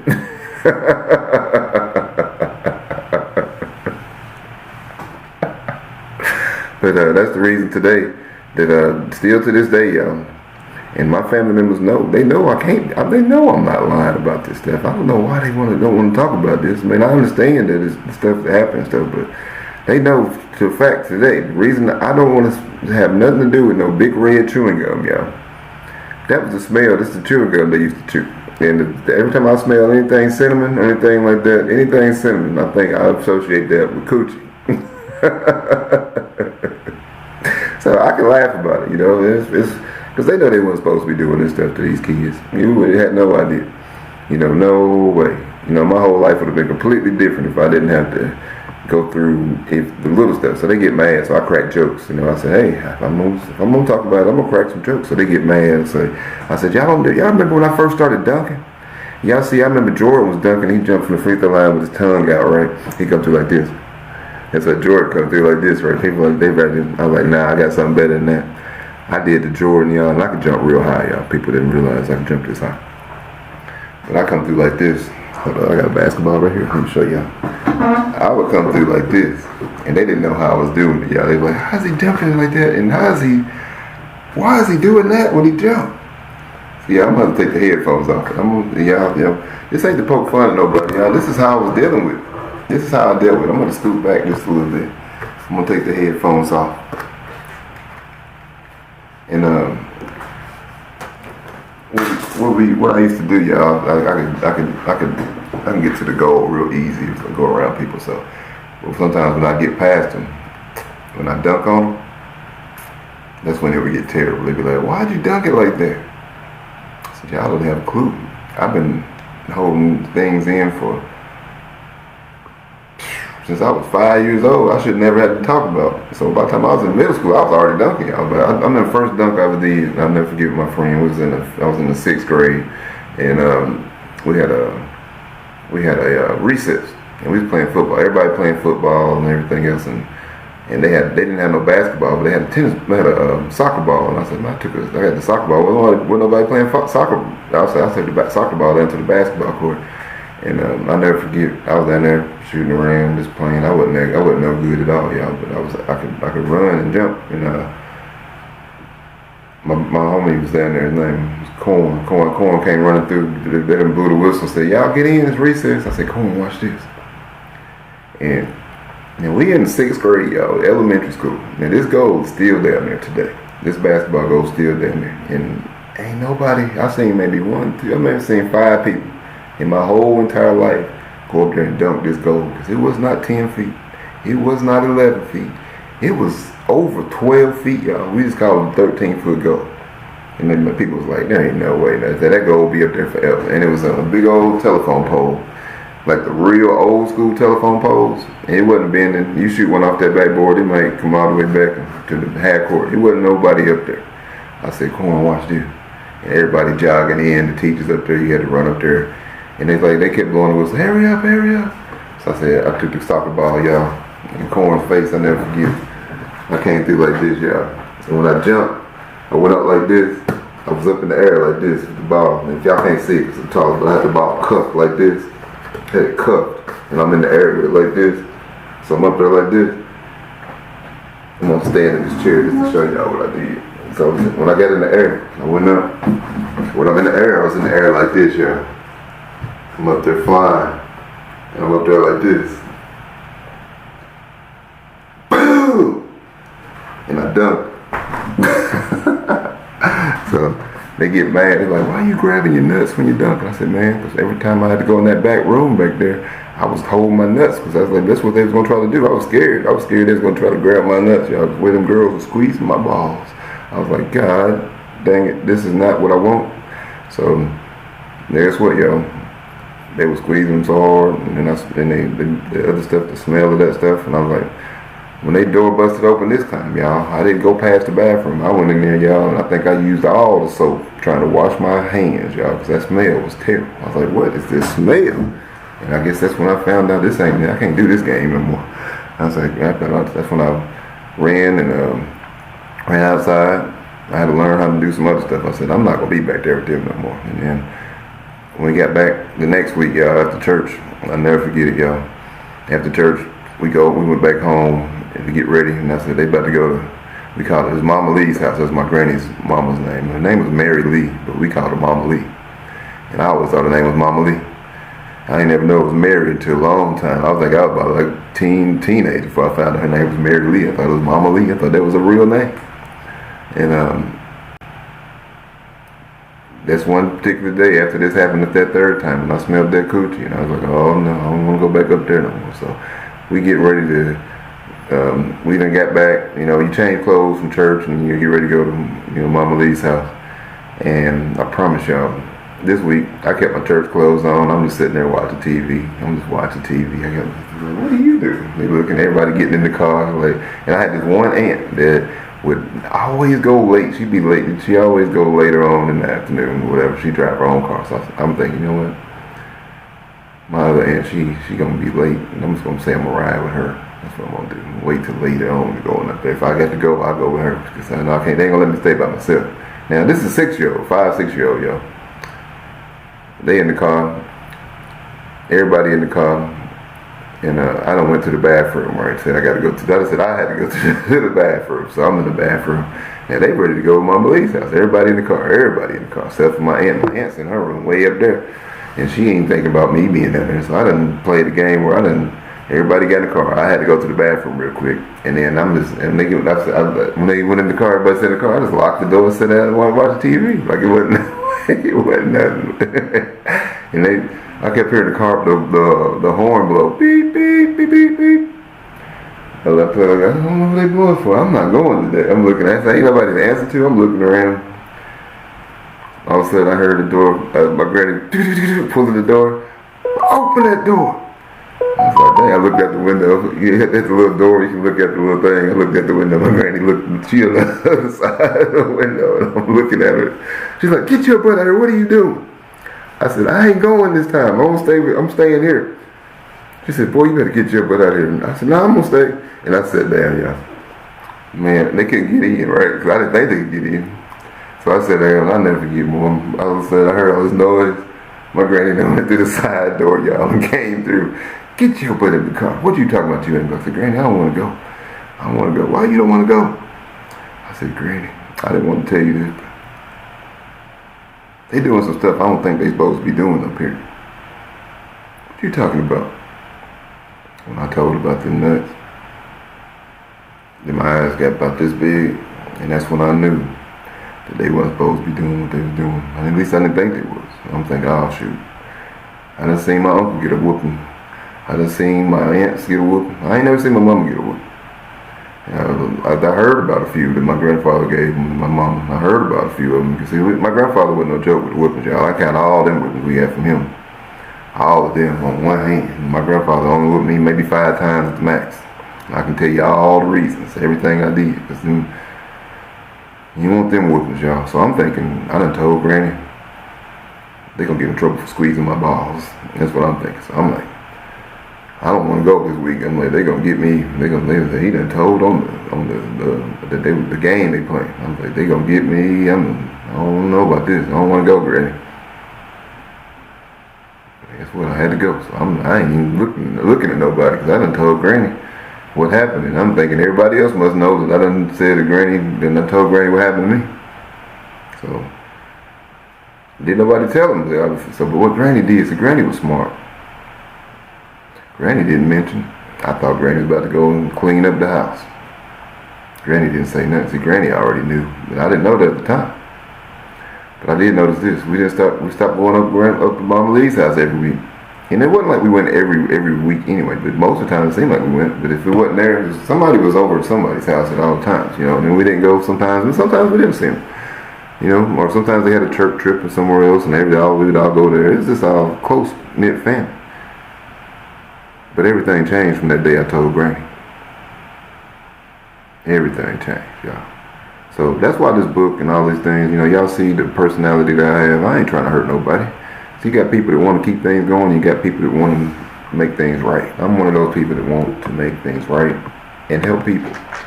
It's not even complicated to do. If you got a solution and it works, all you got to do is share the solution that works. So when that last song, y'all heard that last song? That was just me on the track, just talking about what happened. It was for real. And all my cousins that may be watching this, or, you know, I know that you're not talking about it, because every time I talk about it, y'all get real quiet. And y'all, my family disown me for, I say disown me as a strong word, but I say they don't, every time I talk about this, nobody want to talk.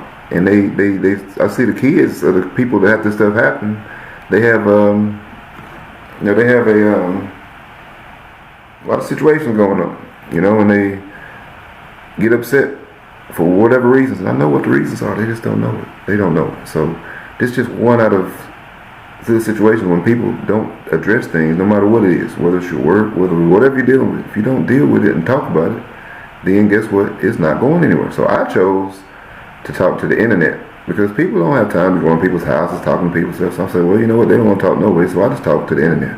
And that's what made them mad, because they on the internet, they see it, and they get mad. So why you get mad when it ain't your fault? Somebody else did these things to these people, and they kept it going, and they got to you. So are you going to stop it or keep it going? It's as simple as that. Why come they don't want to talk about who did the things to them? Because somebody did something to that person, they kept on going. You got to talk about it, people. And that's the number one way to take care of suppressed anger, is to just talk about it. So find somebody to talk about it. I started an organization up just for that. I got all the resources y'all need for this subject right here.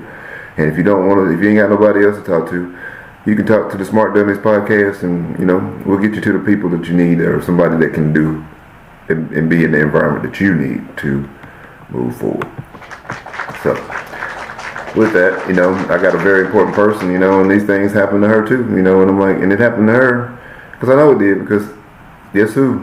I'm the one that showed it to her, because I'm like, hey, you know, and it was one time, 2 times, and I'm like, hey, my little sister's here, y'all, so everybody's supposed to play the game. So I showed her, I said, hey, this is what we're supposed to do, this, and me being the 6-year-old when this happened. So it was like 30 seconds. Hey, here's what we're supposed to do this part of the day, because ain't nobody get in trouble. Mom Ruth didn't nobody get in trouble. Maybe that's what we're supposed to do, y'all.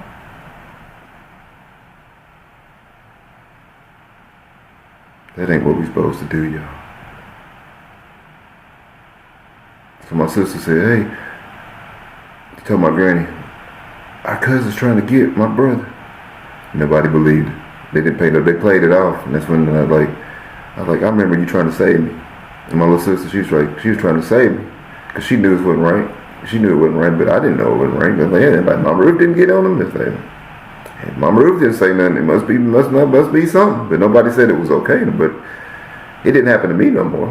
I showed her, and then after she said it wasn't the right thing, I'm like, it never happened again in my life, y'all. It did not happen no more. That's when I became good at sports. So every time I went to Mama Lee's house, I wasn't going back in that back room. And the adults would start popping up, and it was different. They started popping up, and they still went on. I seen it happen one time. I was like, no, I'm getting out of here. This ain't gonna happen. But I wish it would have never happened to my little sister. And I don't know if anything happened other than what happened with us, and it was just the touching. There wasn't no intercourse. We babies. I'm doing what everybody showed us, and she did the same thing to me. That's why we just back and forth. That's what it was. Sad story, but to not talk about it forever, that became a very big problem with my sister, y'all, my family, because other things happened, and I got this such an overprotective situation. I was so protective of my little sister, y'all. I promise you, can't even explain it. She didn't like it. See, her father passed away when she was 2 years old, y'all. And that's when we reconnected. And this happens. Wasn't supposed to happen. Now, I try to talk about the things, and no communication. They won't talk. They just won't talk, and everybody shuts down when I talk about these things. So I said, this is a problem, y'all, with everybody, not just in my family. So I said, if I hear my sister crying for help in her own way, and I don't do something about it, then what kind of person am I? So I said, what kind of person am I not to do the solution thing? So if I came up with a solution for this too, along with the solution that I found that works for everybody. Just like Yoshua said, I'm going to know if you're my cousin. I see a lot of y'all don't even believe Yoshua's really here. I was able to talk to Yoshua 3 times on the phone. Y'all call him Jesus, but the real name is the real deal. And I got something that you all got, and y'all don't get it. That's another reason my family don't know who our family is. They don't know, they don't understand, and they don't get it. They don't even know. So I do. And I'm going to share these powers of ourselves with each and every one of you all, so that you all can know and learn who you are. So you're not born in this world to have government-given rights. You're born in this world to have God-given rights. And see, this Willie Lynch letter and all that stuff, that's a part of the program to implement it and to keeping us away from knowing who we are. And see, they just modernized it today with the digital world. And see, I understand that too. And if you stay tuned in to the podcast and y'all see it, y'all can grow. And you can actually learn how to get your God-given rights before they play the biggest trick on y'all I've ever seen. Ever. World history. We'll be talking about that too. So, like I said, we got this book, y'all. We got the book here.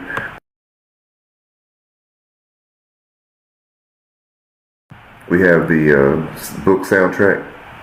And we're going to go into the next track right here, y'all. Like I said, I'm telling a story, and the soundtrack is telling one too. So this song right here, never been played on the internet, maybe once or twice, but this is Baby Sister, Big Billy PDI. Hey, little sis, you know how much I love you. Even though you might not believe it, I don't know why we can't get together. I don't know why you want to set my apology. I'm trying, no. I understand what really happened.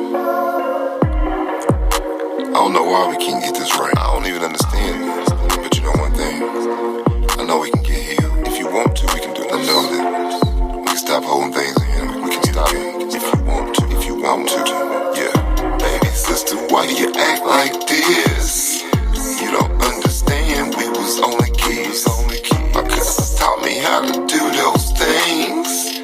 Learn behavior ain't nothing but a thing. You gotta make a decision. You wanna keep it going, I wanna stop it with precision. I've been apologizing for years. You won't even tell me what it is to make it clear. You bring up everything I ever did, getting mad and upset and won't let me see the kids. I'm like, what the heck did I do?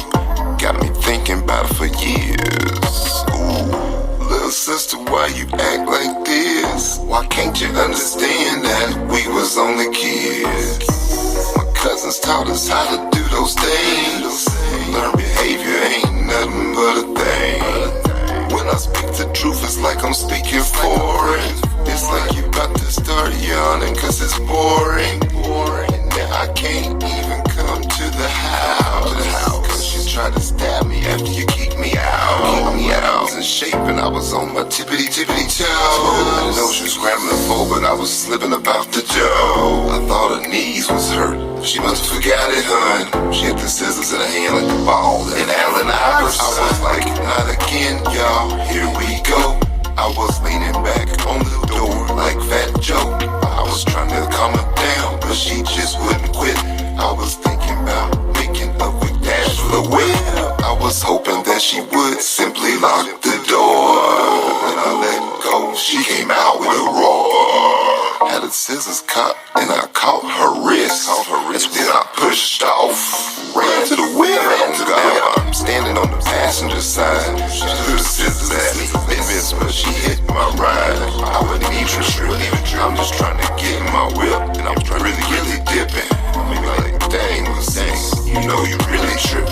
Then you wanna call the police? You know that's really different. You was attacking me, I pushed off, and I started dipping. All the other stuff that you told him, you know it's made up. My friends told me I was crazy when I told him I'm gonna try to make up. Baby sister, why you act like this? Why can't you understand that we was only kids? Only kids. Only kids. Only kids. Only kids. Only kids. Only kids. Only kids. Only kids. Only kids. Only kids. Only kids.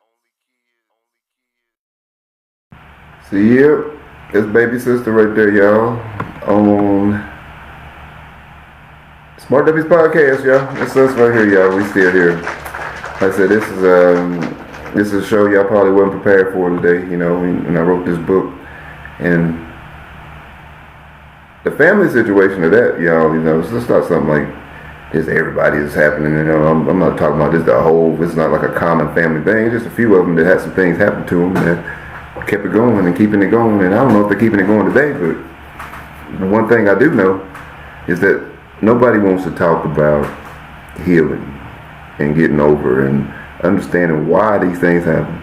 Knowing that it's not your fault, people, if these things happen to you. It's not y'all's fault. That's the first thing you need to know. It's not your fault. And as a kid, you may think it is. And I told this story many years and talked about it over the years, and I've had people come out and tell me these things, and it's like, I can't believe you even told that to the people, to the world. And I'm like, and they said, well, I've been holding this in for, 30 years or 40 years. I had this one lady tell me that her stepfather raped her, y'all. Raped her, and her mama blamed it on her. You shouldn't be dressing like that. Like, why? For real? How you blame your kid for something your husband did? That's wild.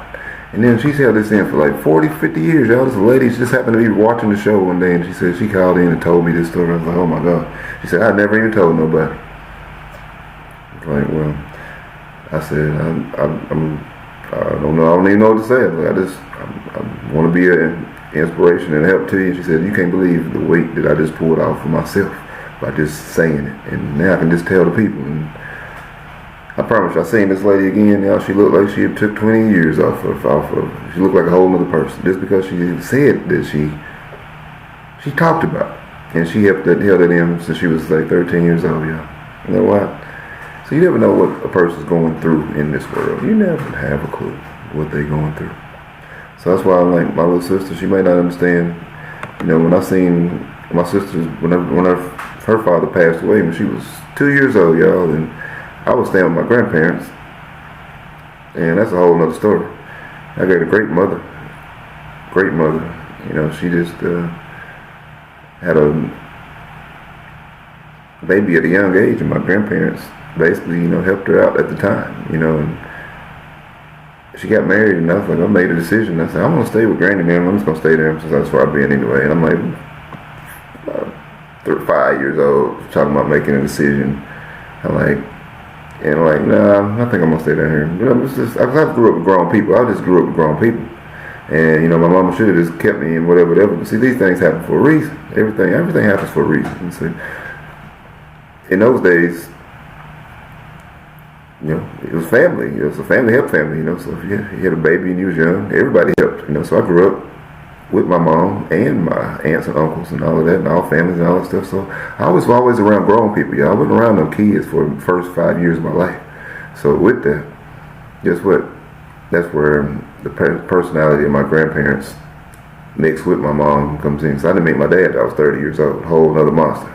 So I had a dad. I thought it was my dad for a few years, but it turns out that wasn't the truth, a whole other story too. So like I say, y'all, for me to be here today, and it's been a very, very great recovery, y'all, for me to be here and doing all of this. Like I made all this music, y'all. I produced all of this stuff. I played the music, all of this stuff. I got a couple people to help me with some of the tracks, but I went through a whole lot of things, y'all. A lot of different people, and now that I realize how it works, how the world really works and operates, and I have a solution to help everybody, now we're going to see who really can use intuition to see who's really genuine in this world and the difference between those that aren't. Because when I'm helping my sister, see, I want to help my sister first. Now, whether she takes this advice or not that we're doing in the books and all the different advice that I give, is not going to take away from every person seeing the real person, the genuineness of what it is. Because see, this solution helps everybody, not just my little sister. Y'all see what I'm saying? If you do with this, if you follow these things and all the different solutions that we offer at Smart Dummies, it's not degrading people, y'all. This is recognition, finding out that you may not be able to identify certain things in life, then taking advantage of the solutions that will no doubt help you and utilize, because these solutions are helping people already. And guess what? I'm not going to tell you something on this show ever that I have not already utilized that helps. So when you hear it from me, guess what? It's already working, y'all. You ain't got to worry about it. Okay? So we're going to keep it rolling. I need to take a break anyway, so we're going to jump into this next song from the album and the soundtrack, the Baby Daddy Uncle soundtrack. This was called Rabbit Ears, y'all. Rabbit Ears. Yeah, Rabbit Ears. I'm the founder of the Autism Amputee Spinal Injury Awareness Movement group, y'all. A special needs group for special needs families. And these solutions that we create, they work for them as well. So, like I said, it doesn't matter what it is, who it is. We got solutions over here, y'all. And this one right here, you ever heard an autistic kid make beats? Did y'all know that most of this technology that y'all using was made by kids who may be dealing with what they call the spectrum? Did you know that? But check this one out right here. They're going to have you rocking right now, because autistic kids, they be rocking with Big Bill all day. So this one right here is Rabbit Ears, y'all. Fine, paid daily. We stay so paid daily. Yeah, it's paid daily. We stay so paid daily. It's paid daily. We stay so paid daily. Yeah, it's paid daily. We stay so paid daily. Yeah, it's paid daily. It ain't about the money. Yeah, it's paid daily. It ain't about the money. Yeah, it's paid daily. It ain't about the money. Paying it forward on a daily basis. Rabbit here. This Big Billy for those that never knew that. I'm about to pull a rabbit out of hair hat. Now where I'm from, we ripped the G code. Nowadays I see more rats than a cheese stove. I don't know what make them do this. I guess Simon said so, they had to do this. He had to take them out. They wanted to make it clear. He wanted to leave them with nothing. Rabbit is. It's paid daily and we stay so paid daily. Yeah, it's paid daily. We stay so paid daily. Yeah, it's paid daily. We stay so paid daily. Yeah, it's paid daily.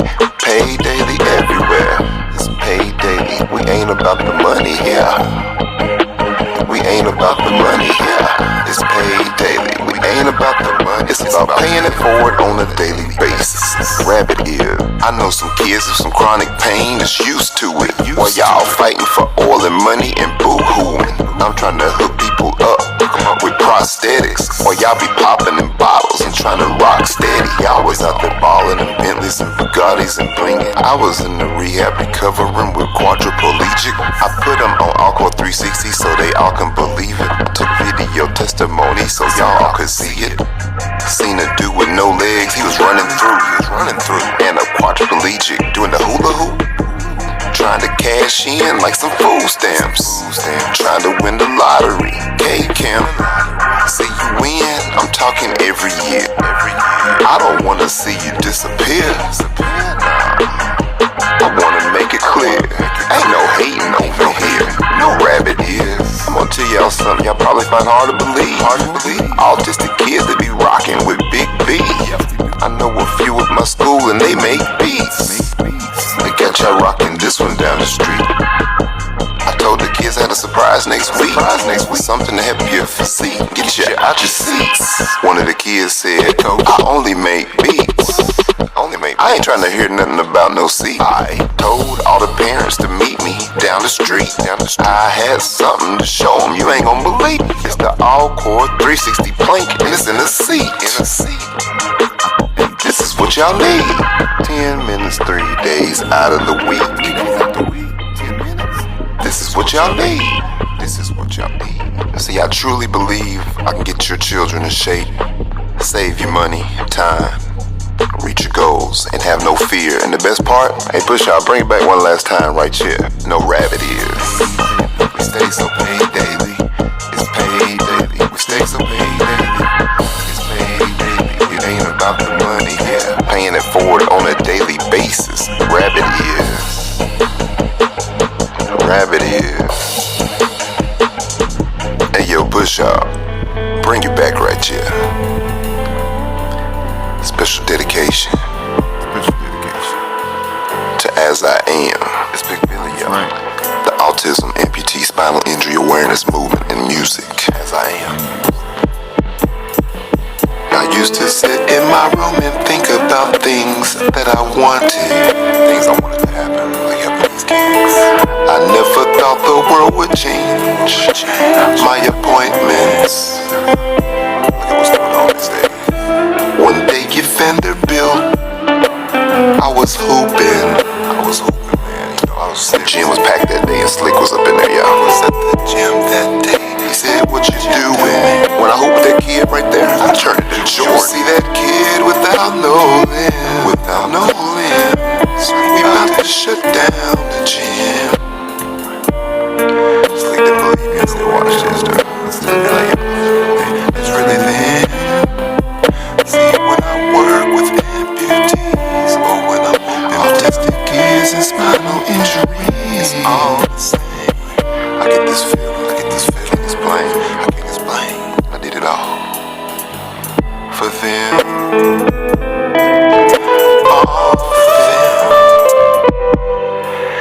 It's not for me. As I Am, the Autism Amputee Spinal Injury Awareness Movement in Music. Rabbit Ears. This is the anthem right here.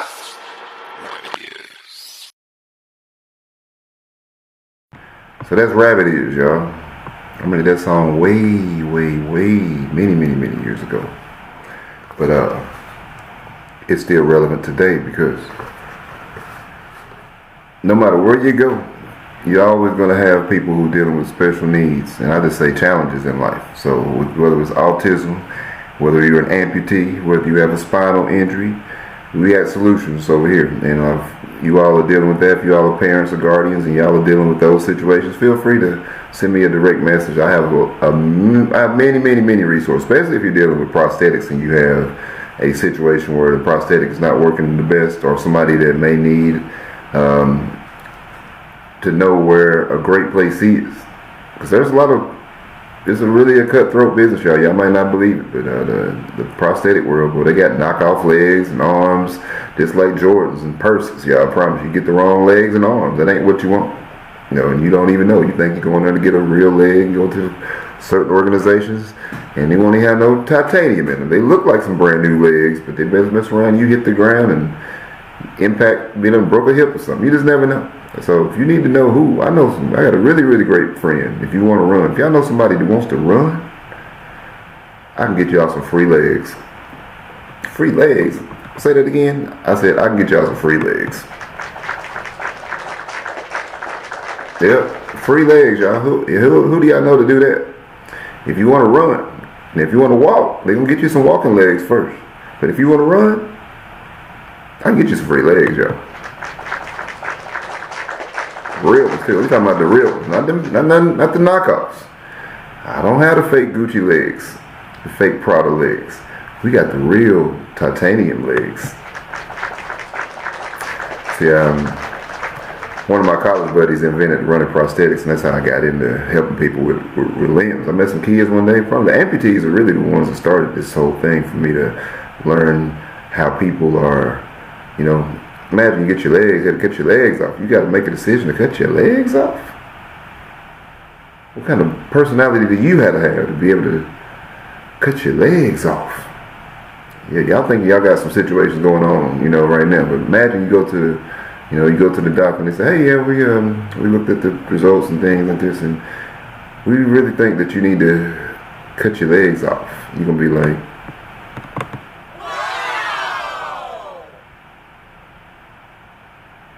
how you gonna deal with that? See, I met these amputees, and y'all talking about some of the best personalities you could even imagine. The best personalities you could even imagine, y'all. But don't go to Halloween with them, because they will mess you up on Halloween. They will be doing the real stuff on Halloween, y'all. So they'll come with no arms, no legs, for real. All the blood and everything. You think the stuff just happened that day with them. You don't go to Halloween with them, though, unless you ready. So shout out to all the amputees and all my homies and all my friends that may have an amputation, and maybe dealing with suppressed anger as well, because think about it, y'all. All these different things, it can be people making fun, picking with them for not the wrong reasons or whatever it is. It don't matter. If there's something in your life that you haven't addressed and you don't know how, the number one way to address it is to talk about it, y'all. I promise you. Talk about it first. Find someone that you can talk to, and if it's nobody, talk to yourself. I choose the internet. That's just me. I choose the internet because it's somebody on here gonna get the message and it's gonna be able to help them, y'all. And it's gonna do something great. So y'all give it up for the internet, y'all. Thank you, internet, for talking to me. So with that, we're gonna. My granny used to tell me this. You guilty by association, boy. You guilty by association. So you might not be doing nothing, but if you standing right beside the person that's doing what they doing, you are just as guilty as them. I'm like, Granny, you know what? I know you're right. You're right.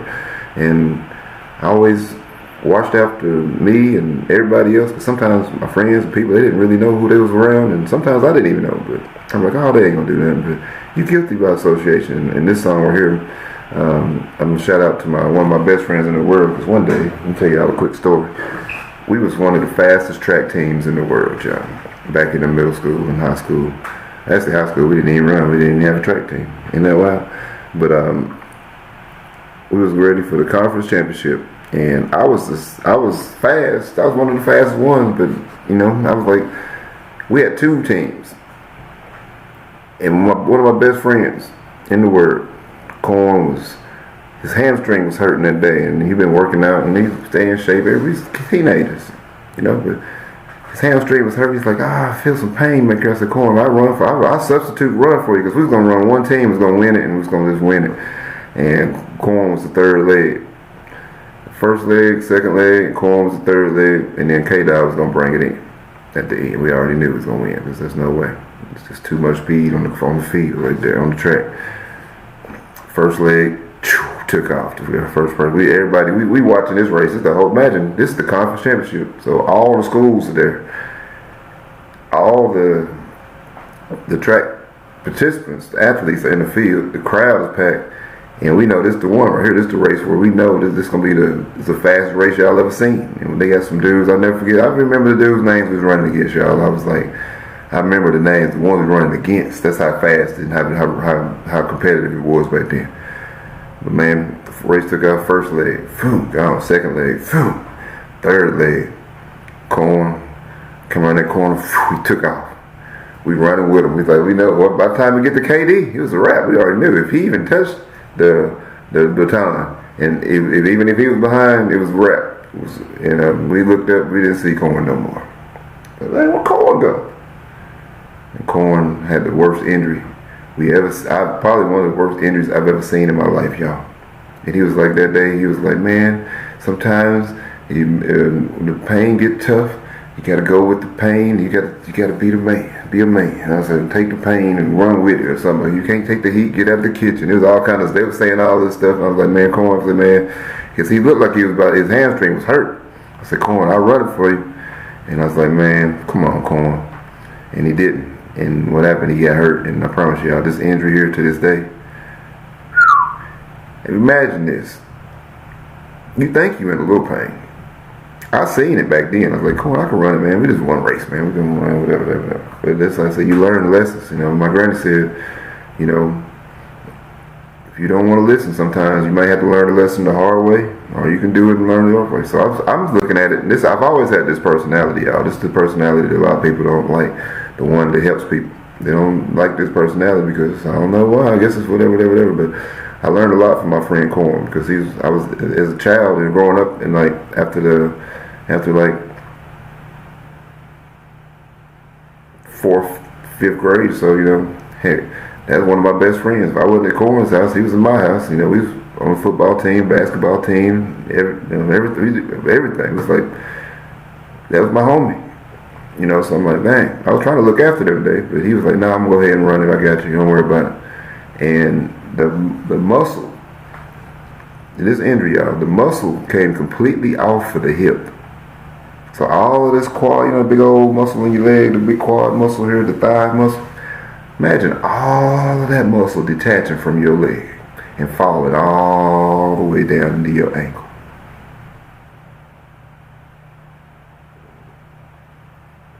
Can y'all imagine that? Exactly. Corn was down there screaming. And we got up there to see what happened. We thought he disappeared. It's like, dang, Houdini on this mother. He was running so fast, he just done disappeared. But what happened? He was running so fast.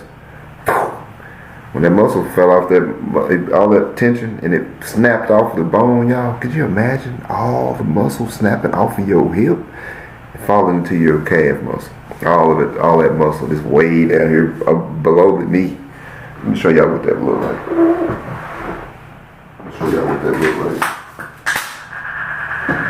So this is the little femur muscle, the muscle, the big muscle in your leg.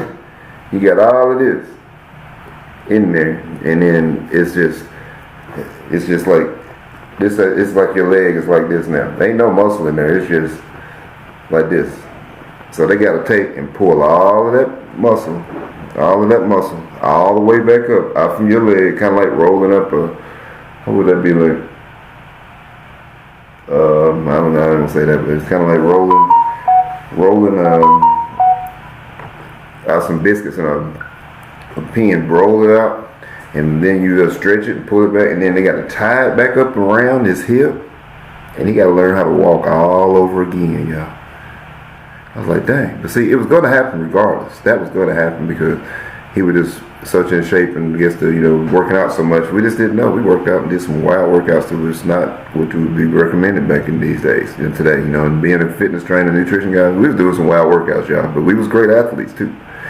And Corn, after that injury, we was like, man, we seen the worst we'd ever seen. But he became a starting cornerback and won a state championship, y'all, and was unbelievable. I was like, man, you remember that time you failed, man? I was like, man, all you do let me run, man. He's like, yeah, man, that's just wild stuff. But to see him come back from that, and then to see him doing all this other stuff that he did after that, I give a shout out to Corn, y'all, because there ain't no way. Like, a lot of people would have made it back from that. And like I said, man, I always try to be in this life, and, you know, sometimes, you know, we might not make the best decision, but, you know, I said, that's one person I always stay in contact with because he taught me a lot, good and bad, you know. But one thing he did do, and his friends, they always looked after me, y'all. And they wasn't doing something they wasn't supposed to do or something that wasn't looked upon to be what the right things was. Hey, man, you better get out of here, man. You might want to leave, dog. You know, they was always on that tip. And that's why I love them to this day still for those types of things, y'all. They was always, you don't need to be over here, man. I'm over there trying to make some beats and for them, making some music and stuff. And they were like, man, you might want to roll out. All right, cool. And after a while, after that, when I got caught up in some stuff, I was like, oh man, y'all was looking after me like that. It was cool to hang out with me, and then I was cool and everything. But when they got into some things, I may not have been, I was maybe a little bit naive, you know, too. But always looking after me, and I thought that was cool, man. So, this in my life, I had some situations where, got me in trouble, y'all. And my granny, I said, I had to learn the hard way. So, shout out to my granny and everybody in my family and everybody else that had to learn the hard way because a hard head will make a soft ass real fast. And that's what we're going to bump right here on Smart Dummies.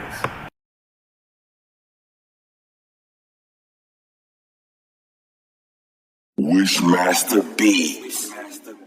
Yep, it's Big Billy on the track. My grandmother used to tell me this all the time, and I really didn't understand what she said. No idea what she was talking about. Trying to help people in ways that I see that they could use it, and doing it for everybody with the intent. They don't hear it in the original intent of helping my family, and saying that they don't understand is to help. I've been doing this for years.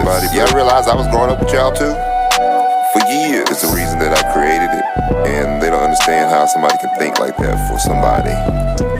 So, how you gonna change my personality? I'm gonna let y'all know. I'm trying to help y'all still. I like to help people.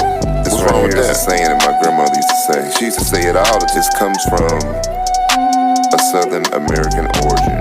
People been lying to themselves for years, y'all.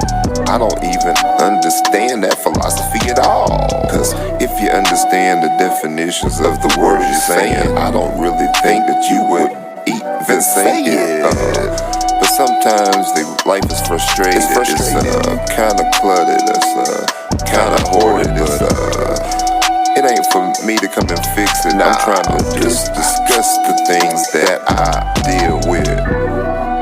I'm talking, this one is crazy. This one's crazy. I used to say this all the time, and it's still amazing. I didn't realize it was me until I tried to do it for someone else, and I couldn't do it. They told me I couldn't even help myself. I'm thinking about what they said and how they acting about it. Everybody else seems like they feel attracted to the things that I come up with. All my ideas, the only people don't wanna do nothing with. A hard head'll make a soft ass real fast. A hard head'll make a soft ass real fast. A hard head'll make a soft ass real fast. I didn't know what my granny meant. It makes me laugh. I'ma bring up a situation in middle school. When I remind you about this, everybody gonna be like, oh, I remember that. I'm talking about a track meet. I'm talking about the third person super speed. Actually, we was running the 800, or it's the 440 or something. It don't matter what the rank. Number one rank. Knew we was gonna win the race. Corn was over there bragging. I could see the look on his face. He was hurt. I knew it was in some type of injury. I said, don't try to do it. Don't do it. I got you. I can take the 3. He said, nah, man. You can take the pain. And when we got in the lineup, everybody was mad. Everybody came. It was lined up. It was the conference championship. It was a championship. Came through. They was like, for real? Did y'all see that? Y'all remember that? Remember KD was upset. KD was mad. Off to the races. Second leg came through. I think they're gonna have to chase. When I seen Corn come through, then we seen him take off. Took off. We was running with him. We didn't see Corn no more. Where did he go? It was like he disappeared. Some David Blaine type. When we seen what came up, man, what happened? Shame that night. He was over there screaming, but with no sound coming out. He was screaming. Bone that slipped off the hip. What happened now? They was dangling with nothing but skin and bones on his legs. Ambulance pulled off. That's what I said. What did you learn from that? I think rehab's important and very important. It was a long time ago, and this one is still going. He recovered quick and became a championship cornerback. Yep, this is what I'm trying to teach my family. Let's don't take it back. Let's get them all in shape. This one here's for real. Do it every day. It's called preventative wellness. Don't be a hard head, because a hard head makes a soft ass every time real fast. Look it up. You think I made a hard head make a soft ass real fast. A hard head make a soft ass real fast. A hard head make a soft ass real fast. My girl used to say this all the time. It still make me laugh. A hard head make a soft ass real fast. A hard head make a soft ass real fast. A hard head make a soft ass real fast. My granny used to say it all the time. It still makes me laugh. That's right, it still makes me laugh. It still makes me laugh. A hard head'll make a soft ass real fast. My granny used to say it all the time. Still makes me laugh. It still makes me laugh. Quick. You don't want to keep going through the same things. Don't keep. And how you gonna have the people that want you to get to the goal, block you from getting the goal? You know, one of the things I told them, you know what I asked? What's that? You take me out of the equation and somebody else made the offer to you. You know, and if you could do that and I'm not in it, would you still want the opportunity? You ever let somebody believe it or not? They said yeah. So I'm like, so if I was the only person that could help you out, and I had the remedy or what you needed, and I was the only person who could do it, and I was the only one that you holding a grudge against me? Is it worth it to hold a grudge? Is it worth it? Or taking the help from me that day? What did I do? If your life depended on it, you wouldn't take my help. And you know what? If you can honestly answer that as I wouldn't want your help, then something gotta be wrong with that person. Why? No matter who it is, whose family, whatever, they just don't care. You just want to be a mean person. So my thing about that is, at least tell me what I did. A hard head make a soft ass, and I know what my grandma meant. So you try to do what you can do. Soft ass, try to help people, try to give, and you can see if it's helping other people. The only reason it won't help the people that you're trying to help real fast, because they real fast, y'all. And I don't see why if the goal's the same. You can take the person out of the equation, you know, still want the same goal, then you do it. We do it the same way. You see somebody else, or is it you just don't want me to be the one to help? They think that I want the credit, so that's the only thing I can see. You gotta want to see if you need it. A hard head will make a soft ass real fast. That's what they're saying. So, yeah. So y'all, I think it's about that time. We're gonna get into the book a little bit, y'all, before we bump these last 3 songs, you know. And, I'm excited about this book, y'all. Baby Daddy Uncle, y'all give it up. Baby Daddy Uncle. Yep. We are live right now. And what we gonna do? Let's go get over here to the book a little bit. Let's get over here to the book, y'all. See if we can do a little chatter-ram, laughing, sneeze. Y'all know what that means, do you? Y'all do not know what that means. I know you don't. So, we're gonna go to the book.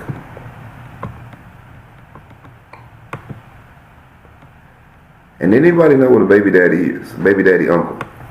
Anybody ever heard that term? Baby daddy uncle. The baby daddy uncle. Well, let me tell y'all a little bit about baby daddy uncles. And all about this book. See, this book is the work.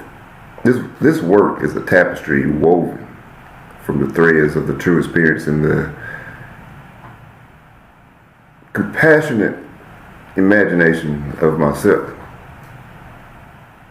While inspired by these real events and the profound emotions and truths that families navigating paternity, identity, and loss,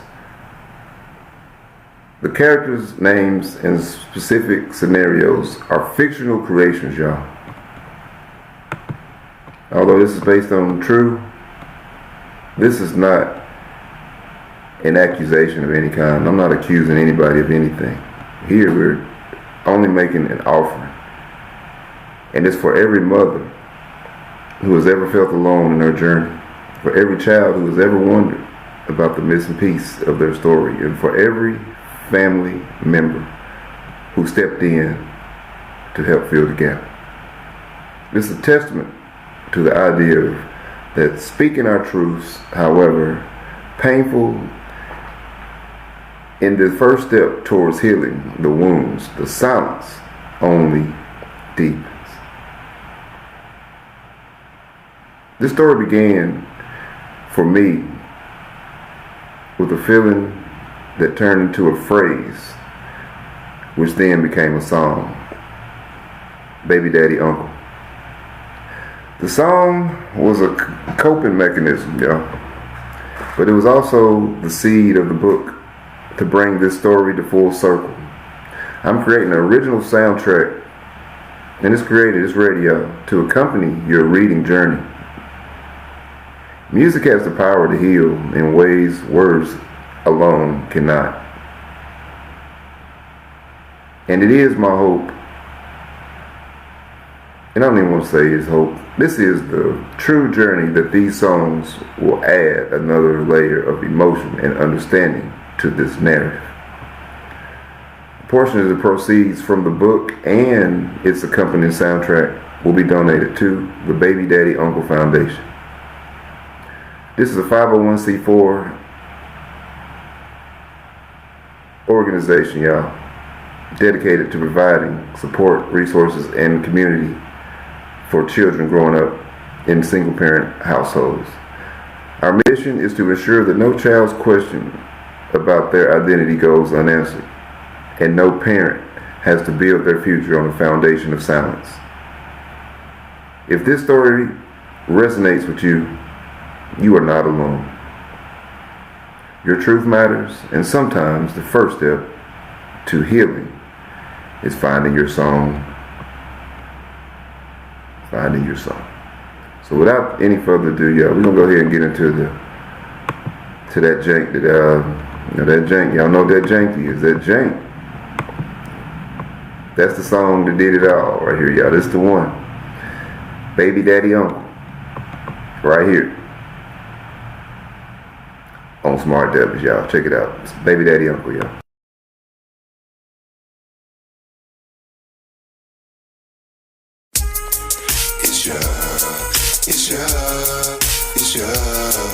It's your baby daddy uncle.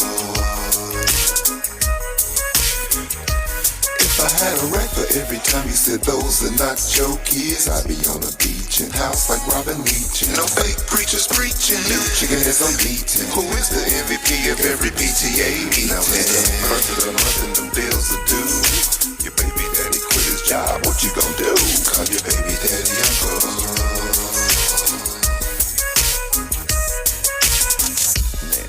What's a baby daddy uncle? Somebody trying to get the family out the jungle. It could be a man from the family tree. Could be an outsider that's trying to get some people. Who took the baby daddy treatment for years and don't stop? Who will see the reasons why they ain't at the spot? It's your baby daddy uncle. Who got your back when you don't see it? Come with the good intention, but you saying that you don't need it. It's your baby daddy uncle. Are they causing confusion? Are they confused? I done met a lot of women that say they love that baby daddy. When your baby daddy tripping, talking about what he gon' do, please don't call the police. You know what they like. And on the first of the month, when the bills are due again, I'm calling Biz Morris, cause I'm just the baby daddy uncle. But y'all, bring us back. It's your baby daddy uncle.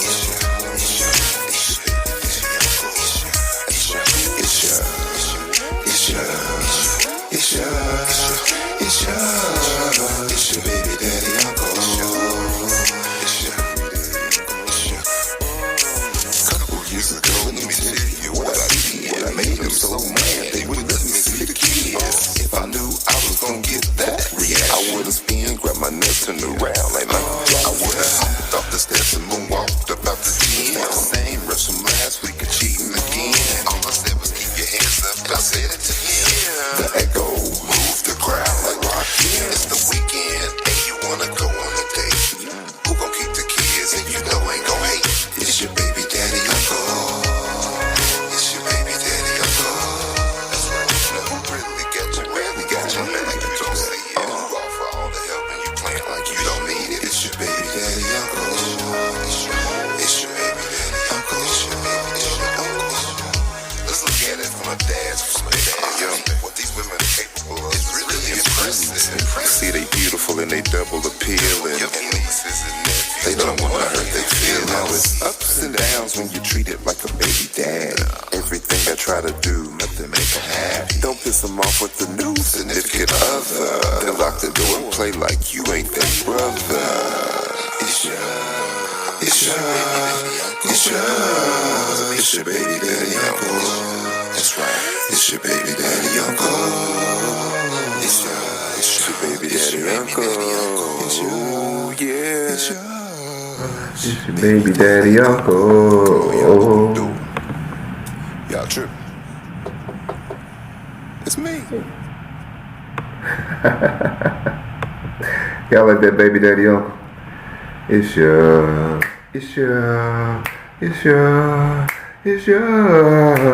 baby daddy uncle.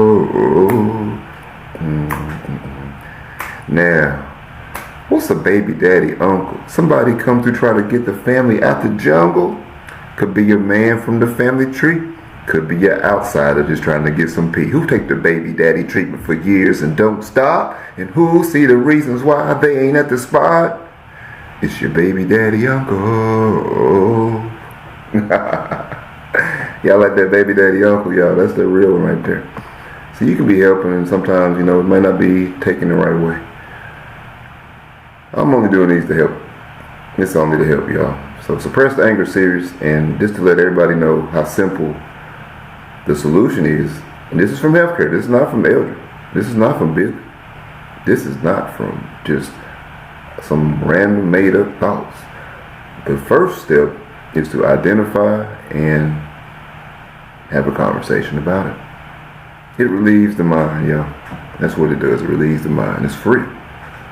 So I've been a baby daddy uncle for a long time, y'all. And I never stop being baby daddy's uncle. I'm always going to be able to help. No matter if it's family members, kids, whoever's kids. If I want to help, I'm going to be able to help y'all. If I'm doing stuff that I want to be a part of and they want the help, then the help is here. The solution works, y'all. The solution works. So with that, sometimes people don't understand it. And sometimes people go way out the way to make things that aren't true happen. So I had to do something I never did, y'all, before in my life. And on this song right here, I was able to do this with this. My family, they think I'm on drugs, is what I think. So I guess I had to go do something. I had to go sell dope, y'all. This is the first time. The first time I ever sold dope. And sold it right here on the tracks. These right here is the first time I ever sold dope was right here. And this is right here, y'all. It's called They Think I'm on Drugs.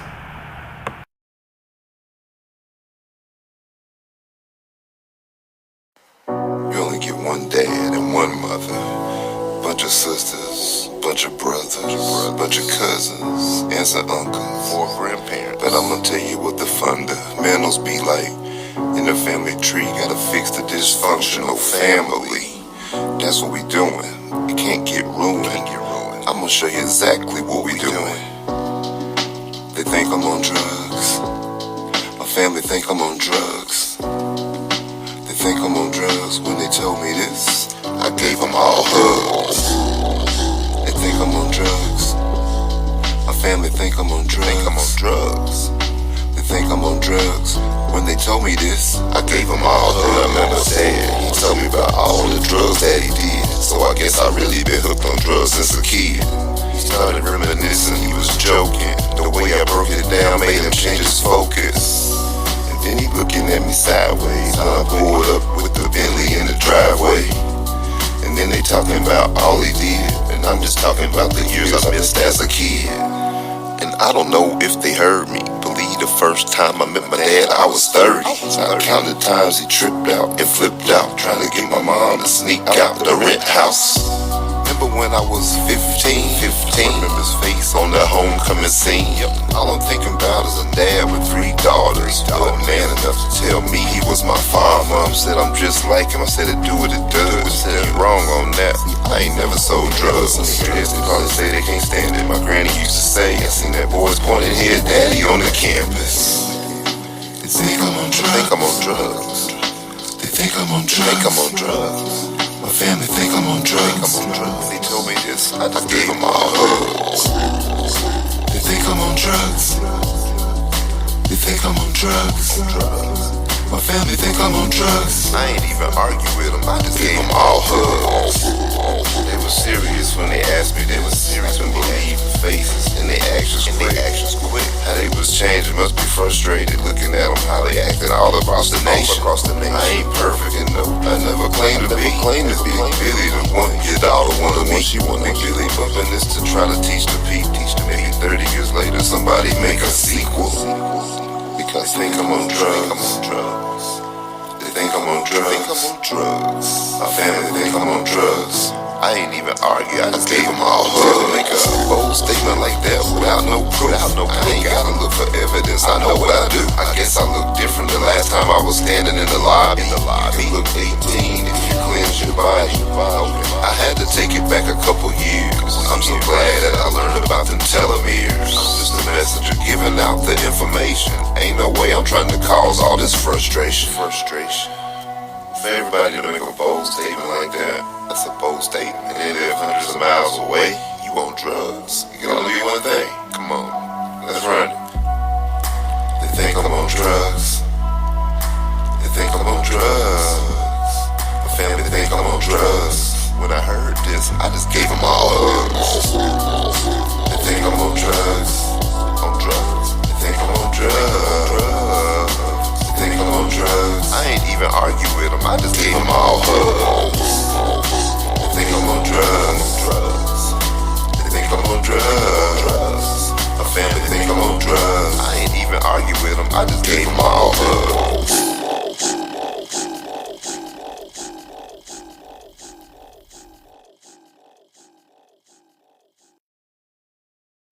Alright, y'all, we still here. We just have a little camera situation. We're about to flip it up here, make it work though. We're about to make something happen. But we're going to go ahead and bump one more song on the album right here on the soundtrack. Keep it rolling while we fix this. This one right here is called Key to the State. This is the key to the state, y'all. We got to eat right, take care of this temple, take care of this body, y'all. It's very important to match with everything else going on. So you have to have that in order for everything else to work. So this is the key to the state, Big Billy PDI. Shout out to Glenn Moore on the track. Good evening. Tonight's question. What is the key to the state?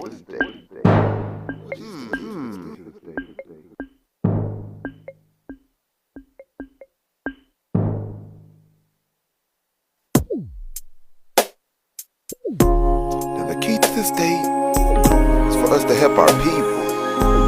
Take a stand, hand in hand, while we can. Let's get together for obesity rates. So next year, we won't be one of the fattest states. See, I used to be about 300 pounds. They used to call me front yard. Gotta thank God. First of all, I have to thank God. First of all, and then I like to send a shout to Dr. Elrod and the staff, cause they showed me how. Now I can tomahawk that gang like Kobe right now. Tomahawk that gang like Kobe right now. I had the confidence. I had to show the kids how to jump up off the bench.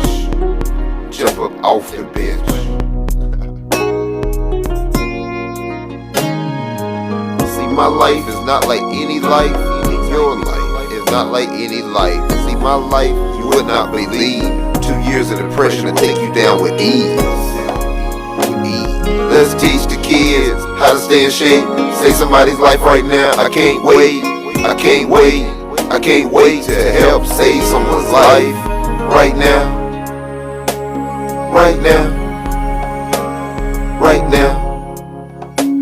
We have to change the way we eat. When the numbers came out for obesity rates last year, man, I couldn't even believe. I didn't know if we was number 9, 10, or 6, 5, 4, or 3, 2, or 1, Tennessee. The volunteer state, we need to volunteer what we eat. What we grow and eat. Volunteer what we eat. What we grow and eat. I'ma challenge y'all for 52 weeks to eat fruits and veggies and watch your physique. Just watch your physique. Just eat fruits and veggies and watch your physique. I'ma challenge y'all for 52 weeks. 52 You might change your physique. Change your physique. You might change your physique. Do it right now. Help save someone's life right now. And that's how. That's how. That's how. Help save someone's life right now. Let's help the kids trying to stay in shape. Save somebody's life right now. I can't wait. I can't wait. I can't wait to help save someone's life right now. Beat the situation right now. Help save a life right now. Cancer's winning hypertension right now. Fight heart disease right now. La-di-da-di. Detox is my hobby. It's my new hobby. We don't need those poisons and toxins in our bodies. La-di-da-di. Detox is my hobby. We don't need those poisons and toxins in our bodies. It takes less than a second to make a decision. Remember this? Addictive ingredients always taste delicious. They always do. They always taste delicious. You have to get your G and LD products. Always taste delicious. G and LD and fresh. Get the shop at your farmer's market. Farmer's market down the hole. Detox your body. Detox your body. You been to Trader Joe's lately? Harris Tea. It's right around the corner. Beat the situation. Beat the situation away. 2000. I'd like to shout out to Pamela and me. For helping drop creativity. Also send a shout out to my partner, AG. Send a shout out to Doe White.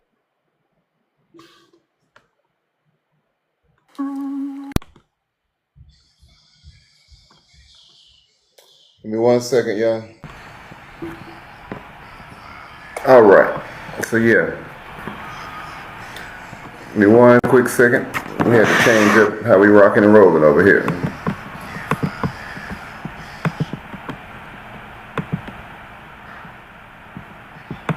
All right. So now I think y'all can hear me. Just had to change it up a little bit. Y'all see the QR code behind me? Let me move out the way right quick. If y'all want to snap a picture of that, guess what that's going to do? That's going to take you right to the website where the book is, y'all. Yep. But you can just go to BigBillyPDI.com as well. Just want to throw that up there. Y'all see that QR code? It'll take you right there too. We got the album and the book. And you get 20% off. All you got to do is go in there and just type in index and at the promo code when you check out. But yeah, y'all, it's at BigBillyPDI.com. Y'all also got some free books over there for y'all. Y'all go check out the website. Too lit to quit. It's in the building. Appreciate you tuning in, y'all. We are here on the Smart Dummies Podcast right here on TikTok. You don't stop. That's where we at, y'all. TikTok. Did y'all know? Oh, maybe not. Let's do it like this. So we at TikTok, y'all, right? Okay. But yeah, we're going to be on YouTube, all different platforms, Facebook, Instagram. This will be replayed over there. But the new book is out, y'all. The new book is out. And it is called Baby Daddy Uncle. And that was just Baby Daddy Uncle. Did y'all like Baby Daddy Uncle on the track? Did y'all like that? Did y'all really like that? If y'all like it, give me up a little bit for it. Give us something to look for. There we go. That's what I'm talking about. So we are here and we are talking about mental health. How do you help mental health? How do you help mental health, y'all? You gotta find somebody to talk to. Whether it's talking to yourself, I talk to the internet.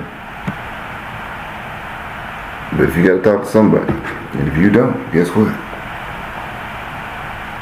It's gonna be really tough. It's gonna be really tough to get out of that hole, to get out of that place where you've never, ever talked about it. Never talked about it. How do you deal with that? Well, I'm gonna tell y'all the way I deal with it. You know that person that you see, and you know them when you see them, you're like, hey, that's so-and-so. How do you know that's so-and-so?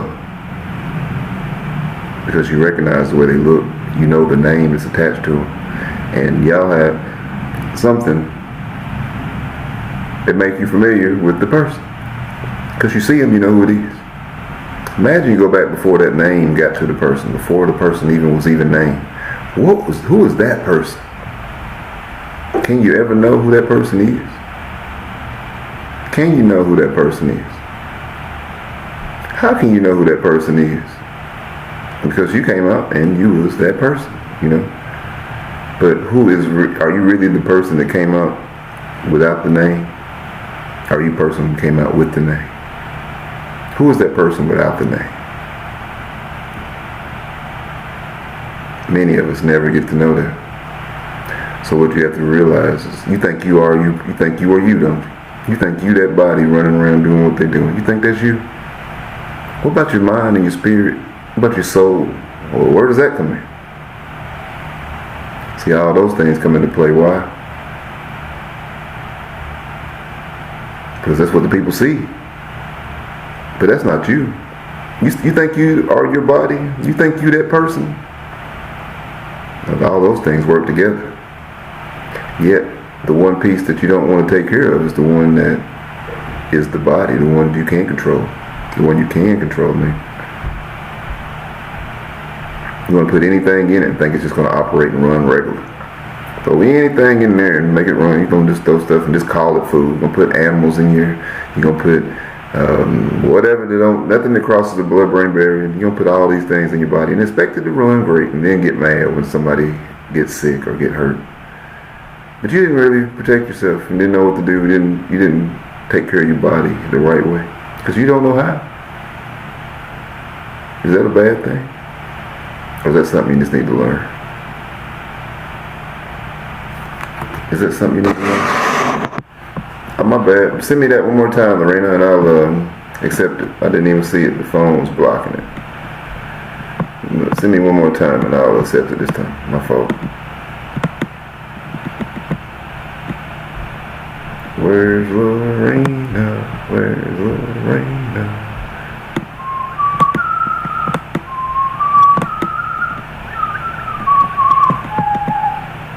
Try that one more time, Marina. Let me send you that because I might have something important to say and I didn't even see it. I said, what is that red blinking over here? Send me another request real quick. Lorena.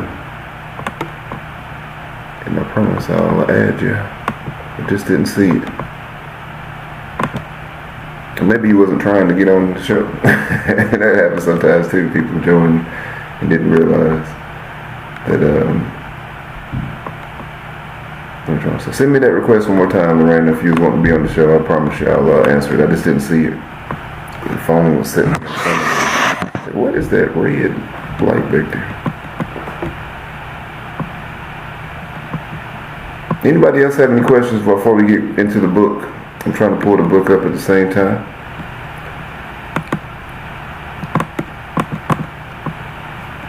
Lorena, where'd you go?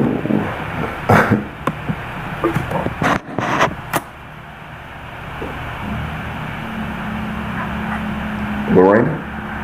Am I saying Lorena? Am I saying it right?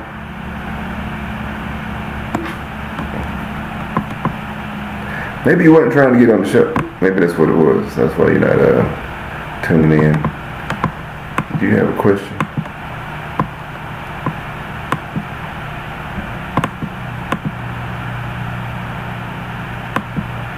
Pump the gas. Invite. Okay, I sent you an invitation this time. So now we'll be waiting on you. So, but yeah, y'all. You never know what people's going through in life. You never know what we're doing. You never know until you talk about things. People hold things in their entire life, y'all, and never even deal with it. And I want to help. I want to help the people. I want to help the ones that want to be helped. I want to help the ones that's crying out for help in their own way. That's what I want to do. And that's what I'm doing. Whether they accept the help or not, guess what? It's going to be right here for you. It's going to be right here for you, y'all. So a percentage of the proceeds from the book and the soundtrack will go towards the Baby Daddy Uncle Foundation. That's a 501c4, for those who don't know. A 501c4. And will be fully funded. Fully funded, y'all. In the new world, in the new system, the new quantum financial system to help these people. So in order for you to be here, you got to be able to do some things, y'all.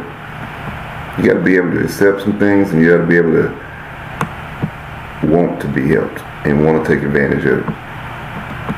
Want to be helped and want to take advantage of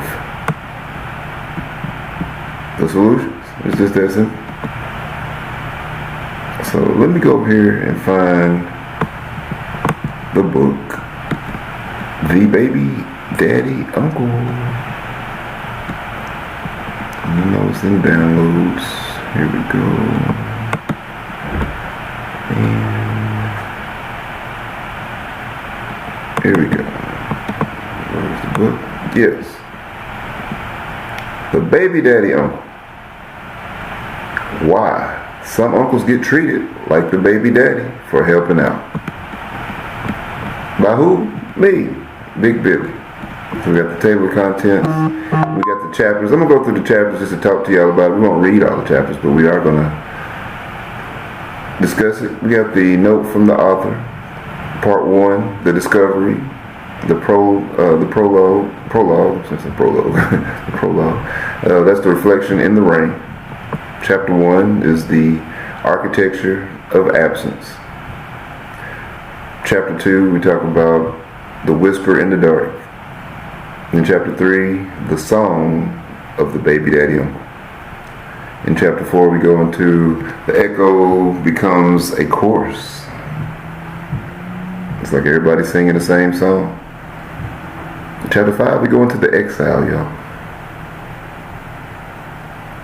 And after that, we're going to transfer right into the reckoning of the situation, y'all. So you're reckoning, it gets cold, y'all. So cold that in chapter 6, we have to thaw out. And that's the thaw. And we asking, in chapter 7, we go into honest questions. The questions you have to ask yourself, people. And then the reckoning. What you going to do to make this better? What you going to do? Is there a solution? Yes, there is. And then I gave a final word to the soundtrack.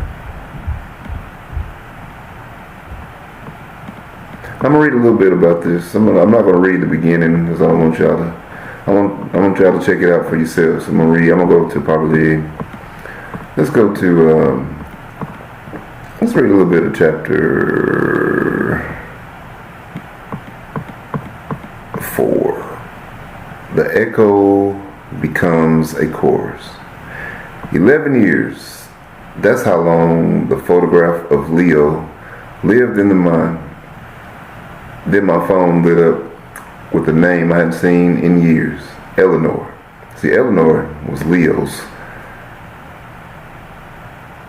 grandmother in the book. So we caught up with her, and her daughter had divorced, and Leo, the grandson, was back with her. She asked if I could train him again, work with him, and get him in shape. And I told her that I moved away. There was a pause on the other end of the line.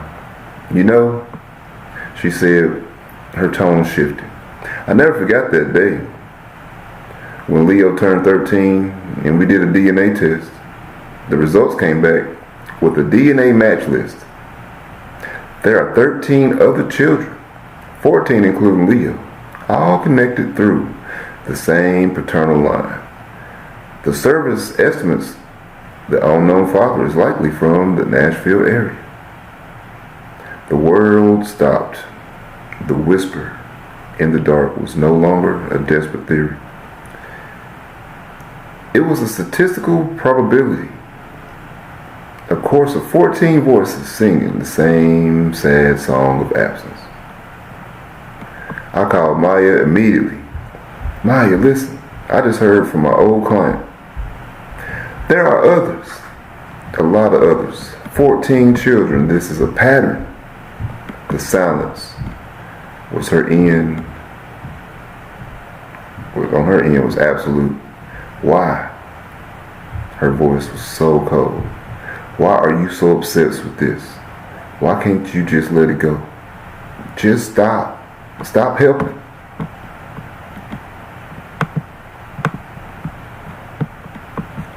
What was I helping? What is she talking about? What am I helping with?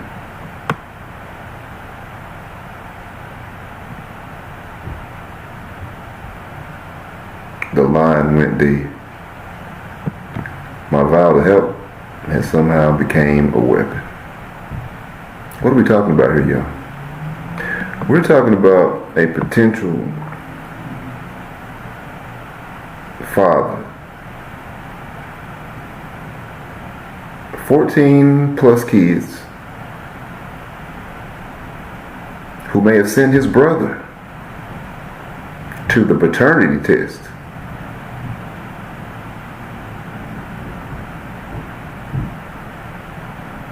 Instead of him going, making him have a 0% chance of being any of those kids' baby fathers.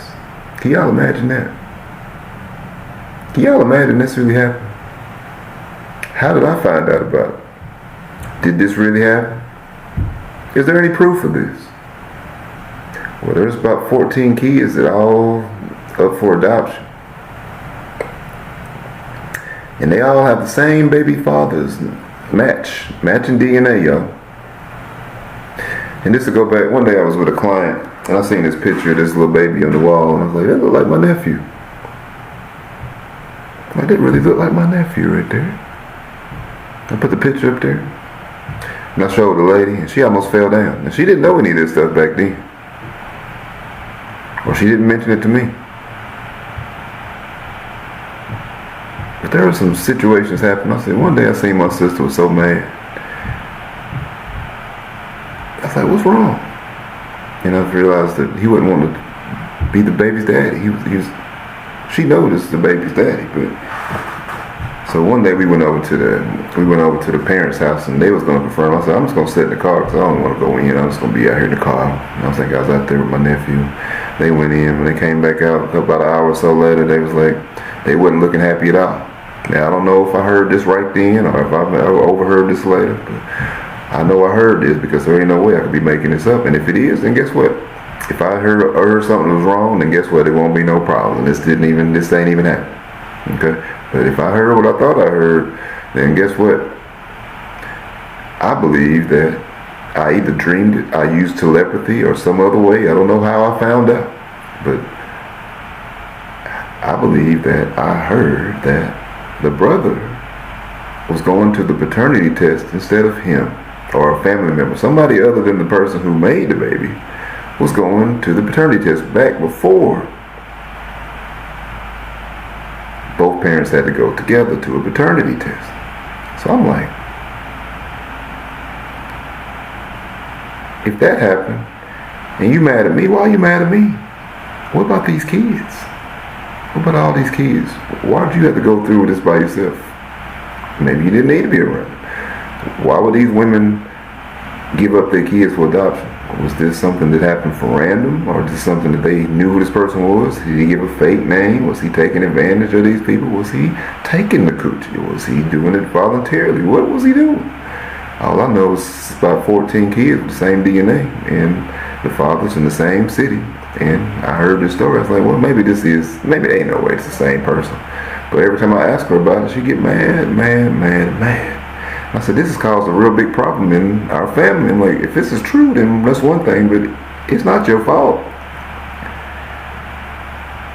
And wouldn't you want? What if you was one of them kids? Wouldn't you want to know who your parents were, or maybe you want to know who your siblings were? Now let me tell y'all the story I seen. I don't know if this is true or not, but I seen a story a while back on the internet that was wild. A mother had given up a child for adoption. Went out into the dating world, and I guess she liked younger men. Ended up meeting her son and getting pregnant by her son, and didn't even know it and recognize it. See, when I think about stories like that, I think about this could happen to anybody, especially if you're doing things like that. Think about it. You give up your kid for adoption, and you don't know who it is. And one day you mysteriously meet somebody and you like, he might be a little young or whatever, but something about him that you like. Y'all fall in love. And imagine you find out that that's your son. And you get pregnant by him and have a baby? Oh my gosh. See, those things could be prevented by these situations like this. They know who their family are. They know who their members or their people are. I bet he did like her when he met her because that was his own mother. He didn't even know it. So there was something about her that he liked. He didn't know what it was. Imagine these 14, 15 little boys and girls that are out there. Maybe they do meet one day and they see each other. And maybe they do like each other. They don't know why. And they will never ever know why because they don't know who their father is. And they may not even know who their mother is because a lot of them were given up for adoption. Why would this many people with the same father have adopted kids? So many of them. It's got to be something missing to this. So I said, you know what? If it's making her that mad, it may be some truth to this. And why are you so mad at me for something that I ain't had nothing to do with? The grandmama called me and asked me to help her grandson after her daughter and son-in-law divorced. She just wanted me to help him get in shape. She said, I'll never forget that picture of your nephew. And I said, and then when she got the DNA test back, she said, there's 15 kids, or 14, 15 kids with the same matching DNA. And it happened in the same place. So, is this for real? I wrote a book about it, y'all. And it's very interesting from the details, from everything, from one day to the next, from years and years and everything that happened, being treated like a baby daddy. All I'm doing is trying to help. And I know this will relieve her mind from the things. Maybe he did trick her. Maybe he did tell her he was this person and she's falling in love and thought it was this. Maybe he lied and said he didn't even say. Well, we know he didn't lie to her about who he was. Maybe she was the only one that was the girlfriend. There's 14 other girlfriends is out there. Maybe she didn't want to be a part of that. And maybe that's embarrassing or whatever it is. It's not your fault. This is a person out there that's taking advantage of people and is out there being reckless with making babies. How you gonna make a baby and then send your brother or your family member, somebody else, to the paternity test? That means you are absolutely not trying to do what's right. For whatever reasons. But that don't make it your fault. That's not my sister's fault. That's not these other women's fault. And it sure ain't the kid's fault. And this little boy sitting out there with nothing. Nobody. Well, this something, he had a granny and stuff, but imagine it was you. So I let my nephew, I said, man, you need to meet your brother, man. I said, and this made my sister mad, y'all. Because he went back and told her. He's so silly. He's such a funny person. He's like, he didn't think about it. I thought maybe I should go meet my brother. I bet I could hear him talking to him. Maybe I should. Maybe he is my brother, man. I don't know. And I bet she didn't like that because she always, anytime something happens, she's like, don't talk to him. Be able to get away from him. And it's silliness because I get treated like the baby daddy, y'all. I'm not the baby's daddy. I'm just trying to help. Now these other kids, I met my dad when I was 30 years old, y'all. So I can relate to this. So I'm just helping out. I got solutions to help. You can't hold things in and think that you're going to get around them. You can't hold things in. It's going to combust. One day you're going to get mad. Just like it happened. And my sister got mad at me. And guess what happened, y'all? Something happened. She tried to hurt me. And it didn't work. But she tried. And basically, I just stopped and I ran. I wasn't going to fight my sister. I'm not trying to hurt my sister. But she called the police on me. All kinds of stuff happened. So this book, y'all, is real. How do you fix these things? I have a solution in there, and it's a well-rounded, well-versed book. It made it fiction and non-fiction. Nobody's been accused of anything. All I'm saying, I know it's 14 to 16 kids as a minimum that's known that has the same dad. For health situations, for the situation you don't want to run into your sibling and marry him, you don't know who they are. It's a lot of reasons why. And for the mental state of the people, like I said, this for every parent, every child that has any questions, don't know what to do. Why? How did this happen? Why did this happen to me? All these questions they may have. Guess what? It's not your fault. It's never been, never will be. And until you can understand that, guess what? You won't be able to move forward and be the person you are supposed to be. So that's why I do these things, y'all. I'm not trying to hurt nobody. I only offer help, and people take it as they want to. They can either want the help or not want the help. But that's what it is. So with that, we're going to ask Lorena, how you doing tonight? I'm doing okay. I'm doing alright. I just wanted to speak about that. I had a situation whenever when I got the DNA test for my son. Mm-hmm. So the DNA results came back, and I knew who my baby's daddy was, you know. Right. But he didn't, you know. So he wanted to make sure that it was him. And so we got the DNA test done and everything, and then when we got the results back, they were negative. They were negative. So I was like, what? Wow, there's no way, you know? Right. And if I didn't ask the worker to show me a picture of the daddy that they had tested, then I would never found out that he was the wrong person. They tested the wrong man. Oh. Yes. We had the same name and everything, you know, but that's all it had was the same name. So this man was crazy, you know, married or something, you know, and he was having to go in there and do a DNA test. What's going on? And so yeah, they had the wrong person. They tested the wrong guy, and they started telling me that, you know, that it was negative, that it wasn't a match.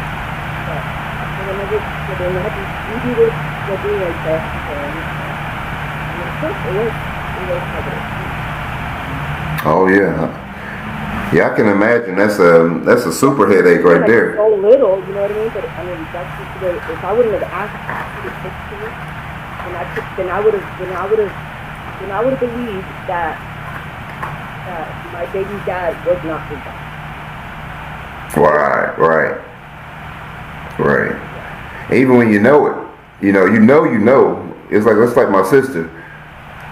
She knows exactly. This dude, these kids look just alike. The two that I've seen, they just alike. And he had to be sending his brother or his family member something up there with his ID. That's what I think have happened, because I've never seen somebody just that sad and devastated for, you know, a little girl having a baby by him. And he was lying about his age. You know, you to have 16 kids that are all about the same age, you know, this is a game.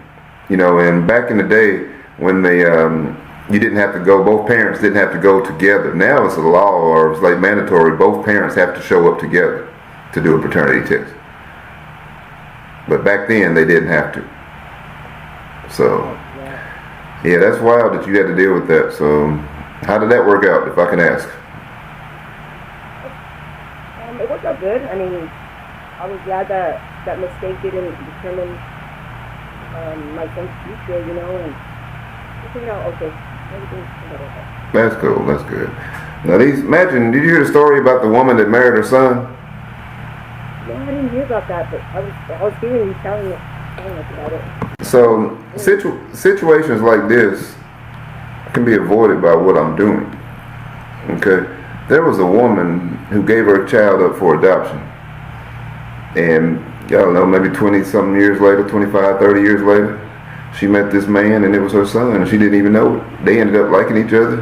She got pregnant by him and had a baby or two, and found out later that was her son. Can you imagine that? Can you even? It can happen. Yeah, you know, one time I went to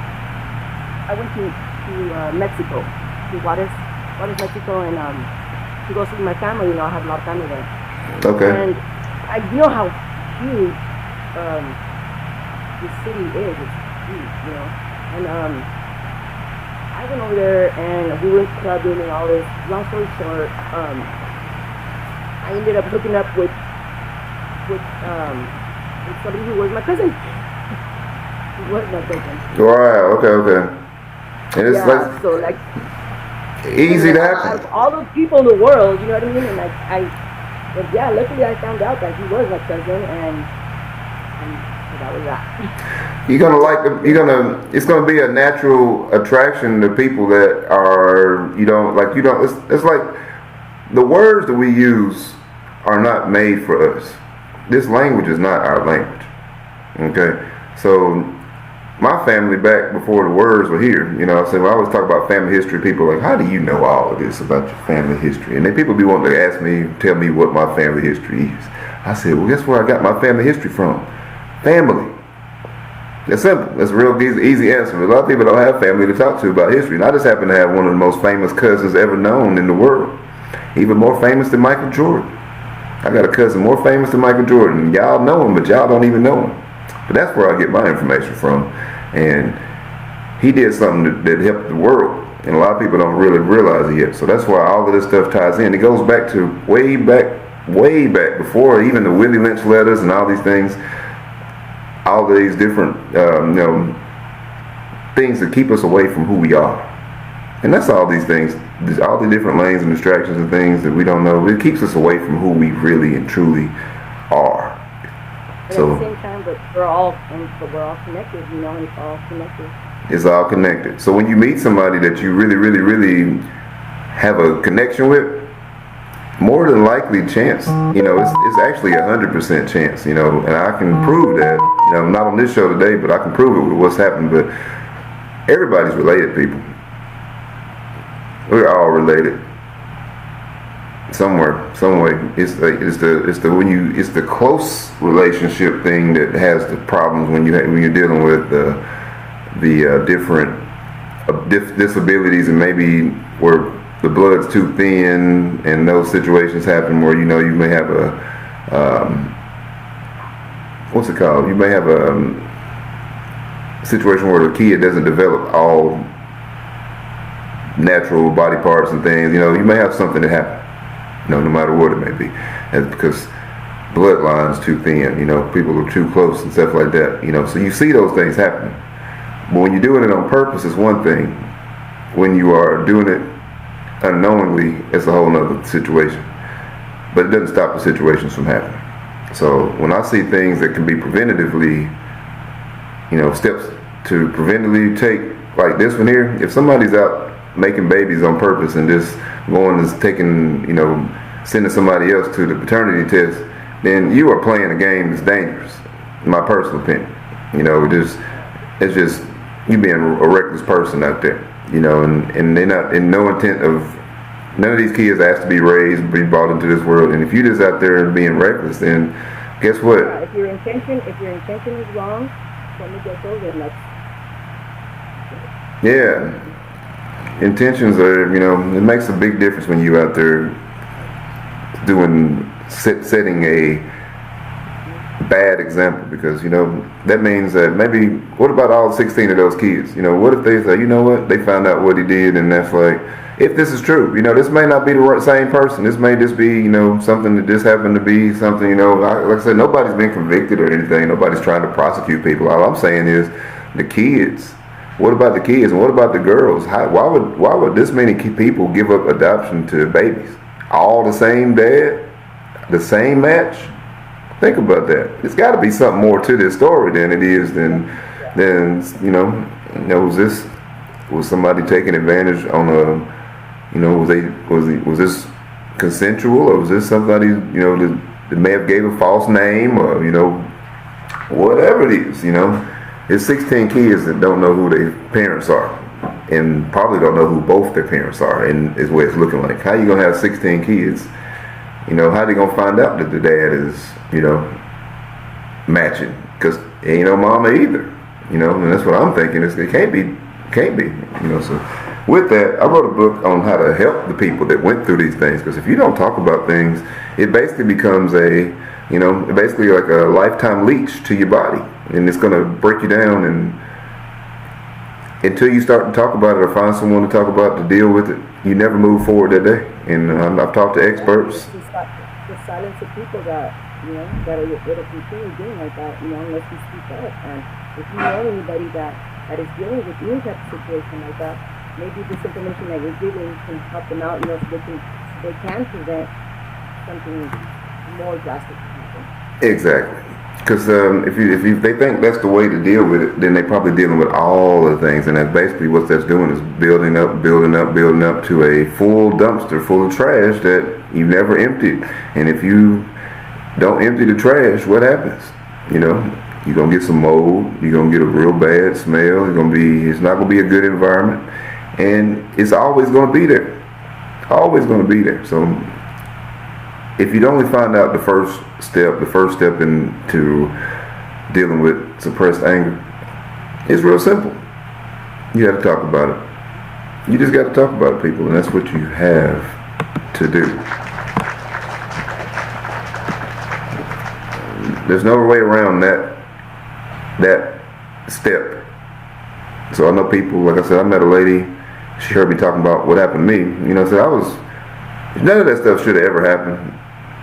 But at least I was fortunate enough, you know, like most people say, well, anything is bad, you know, but I didn't get, I didn't get to the intercourse, you know, all of that stuff. There was a bunch of touching and feeling and all of that stuff, you know, but I'm like, but it didn't go to the actual sexual intercourse and stuff like that. So I was excited that didn't, you know, most people like, they weren't doing nothing but this. I'm like, well, let that happen to you at 5 years old and you go through your life not talking about it. See how you handle that. You know, that's what the difference is. You know, people, this lady told me that her stepfather raped her at 13 and her mama blamed her because she said, well, it's the way you act, it's the way you dress, and she blamed her. I'm like, that is no explanation. There's no I don't know the word. There's no reason to take advantage of a person like that. You can't just. There's no accountability. Not at all. And people think they can just do whatever they want to do. You know, so I'm not saying this is what's happening in this situation. I just know that it's caused a big problem in my family because I'm just sitting there one day, literally. I seen a picture on a wall of a client, y'all. I'm not in there trying to make no investigation. I just seen a baby on the wall. I asked the lady was a Caucasian lady. I asked her who the baby was. She said that was my adopted grandson. I was like, wow. So I got close and looked up the little guy. He's probably like 7 years old at the time. I looked at him, so I said, you know what? I pulled a picture of my nephew out, put it side by side. I was like, dang, these dudes look identical. I showed it to the grandmother, and the granny almost fell down. She said, there ain't no way. And then she didn't tell me about the DNA test. That was maybe like 11 years had passed, and she called me one day because her daughter got a divorce and said, you know what? I got my grandson, and he's got out of shape. Can you help me? And I was like, well, I really would like to, but I'm not living in I'm not even in the state anymore. So I just gave her some referrals of some people that could help her. And she said, I really wanted you to do it. But she said, I never forgot that picture you showed me that day. And she said, you know what? We got DNA tests to show that there's 13, 14, maybe 15 more kids with the same DNA, that adopted kids with the same dad, right there in Nashville. She says, I never quit thinking about that. And I was like, well, if I get back down there, I'd love to meet up with y'all and maybe do lunch or something. So it happened. And I asked my nephew to go with me. And that's when all hell broke loose. My sister was like, ain't no way. This ain't happening. And I'm guessing it didn't happen, but why you so mad?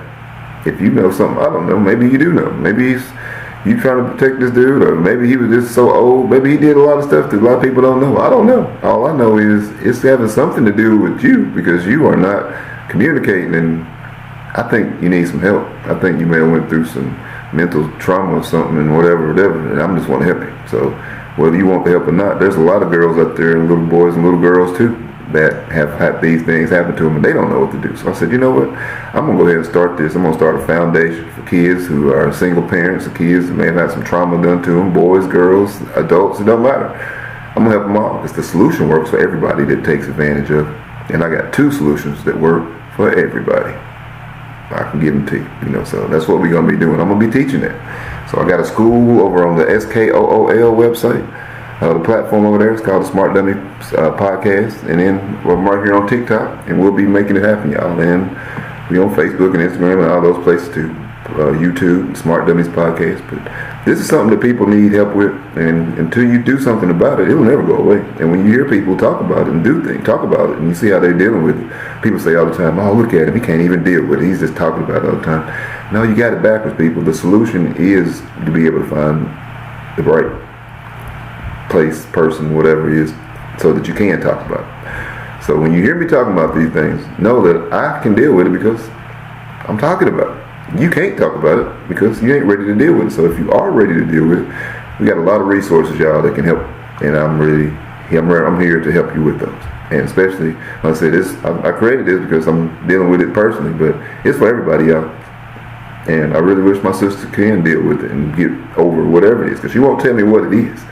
It could be 50 things, or it could be one thing, but I'm just going through all the things it could be, and I'm going to start helping people, because when you let the dumpster pile up and keep filling up, y'all, I promise you, ain't nobody taking the trash out. It's going to be some things that never get addressed, and that just builds up, and somebody gets mad, and when it does, it already happened once, you know, and I'm like, fortunate nothing bad happened, and nobody got hurt, nothing and stuff, you know, but it don't have to be that way. And I said, I love my sister, but she hadn't started to deal with the situation. She won't tell me what it is. If I knew what it was, you know, I wouldn't. If she told me what it was, we would at least know, but we don't know.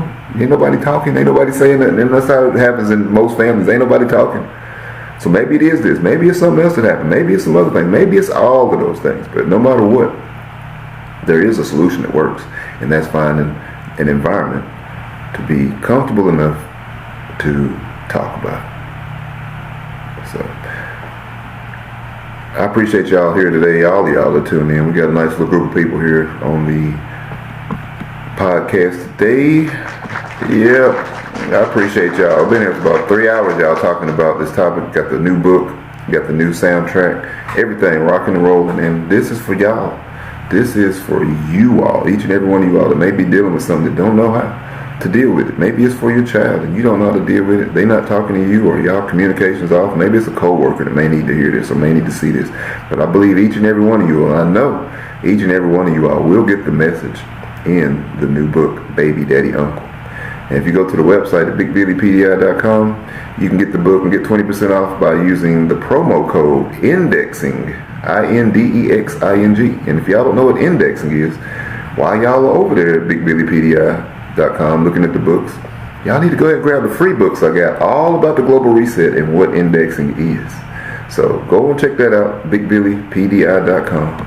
Get the books. Got the soundtrack, and like I said, the Global Reset books. You'll see the free books, and anything else you want to purchase over there, y'all, it will go towards the Baby Daddy Uncle Foundation, and that will be helping all parents and kids that reach out that may not know where to go.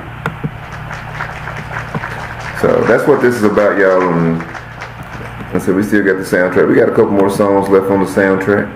I'm not going to read the entire book, but like I said, I want y'all to go check it out. And let Big Billy know what y'all think about it, because y'all know we rocking over there. And I ain't playing with the music, you know. I'm always going to bring out them janks. So let's go into, wow, we did go through the whole album. We got one last song, y'all. And this one here, this is about being that kid, being that innocent kid, growing up, and in this world where the people don't believe that you're supposed to have fun in life, they're thinking they got to get older. You got to get older, get old, and all this stuff. No, I'm always going to be a kid at heart, y'all. And I'm always going to dream, and I'm always going to wish, and I'm always going to be able to do some things that a lot of people ain't going to be able to do in this world. But the one thing I ain't going to stop doing, I'm not going to stop being the person who I know I am, and the person who's going to help and give to people. So what we're going to do, and after this song here, we're going to get back on here, and we're going to chat with Lorena a little bit more. But what we're going to do here, we dropping If I Had a Wish. What would Big Billy do if he had a wish, y'all? Check this out.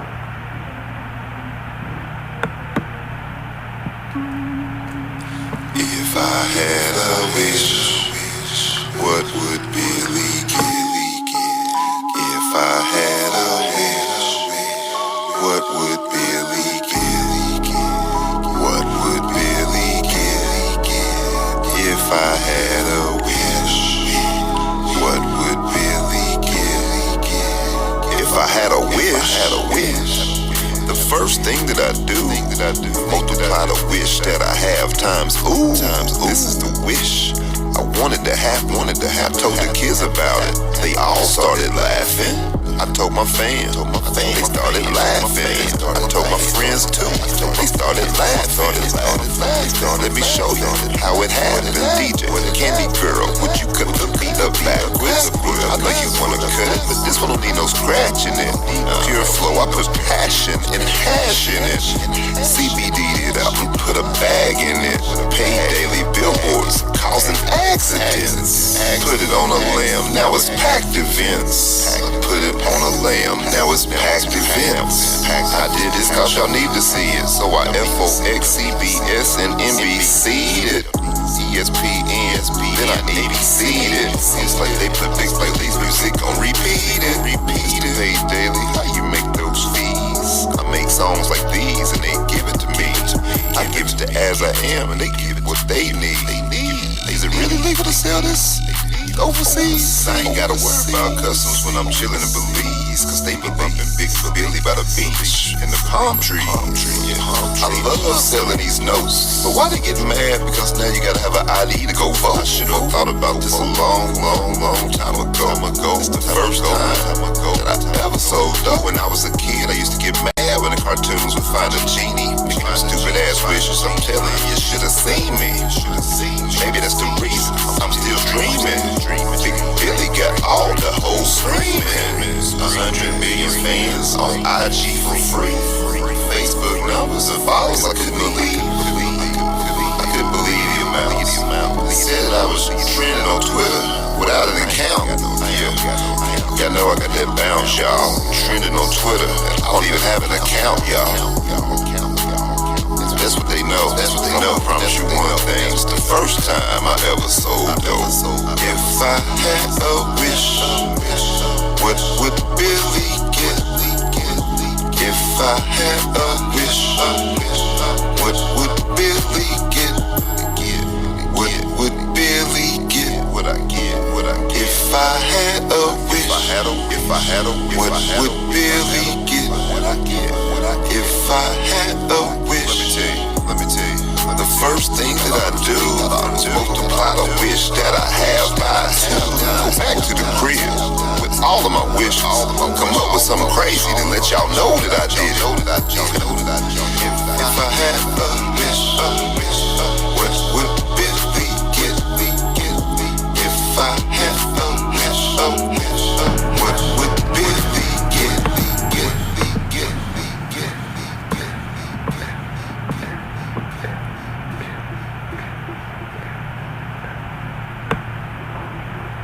Yep. If I had a wish, what would Billy get? I don't know what I would get. Oh yeah, I do. The first thing that I do, I multiply them wishes that I have times, I go back to the crib with all of my wishes, then do something crazy. Make sure that all of y'all know that I did it. Yeah, that's what I would do. That's what I'm doing right here, right now. I'm crazy enough to believe that I got solutions that'll work for everybody. And guess what? I ain't missed yet. They work for every single person that have utilized them.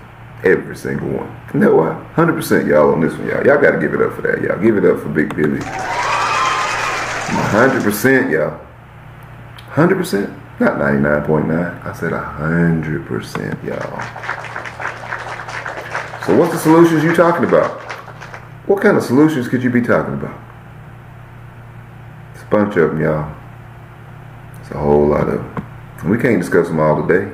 We wouldn't be, I'd be a 24-hour show. You ever seen a 24-hour show? Exactly. You won't see a 24-hour show. But we can take a few of those hours to make a difference in people's lives. And that's what we're going to be doing. So if y'all want to be a part of that, guess what? Y'all found the right place. That's right. This is Smart Dummies. And this Smart Dummies Podcast right here with Big Billy, y'all. So I appreciate y'all tuning in with us today. So Lorena, are you still there with me? And am I pronouncing your name correct? It's Lorena? Yeah. Okay, cool. So anything else you want to add? Or any questions or anything about anything you want to add to, maybe someone listening today that you may could give some advice to that'll help them out? This or anything you may want to add to the show.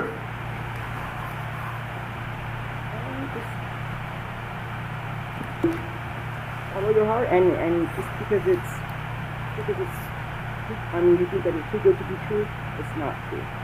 It could be that way.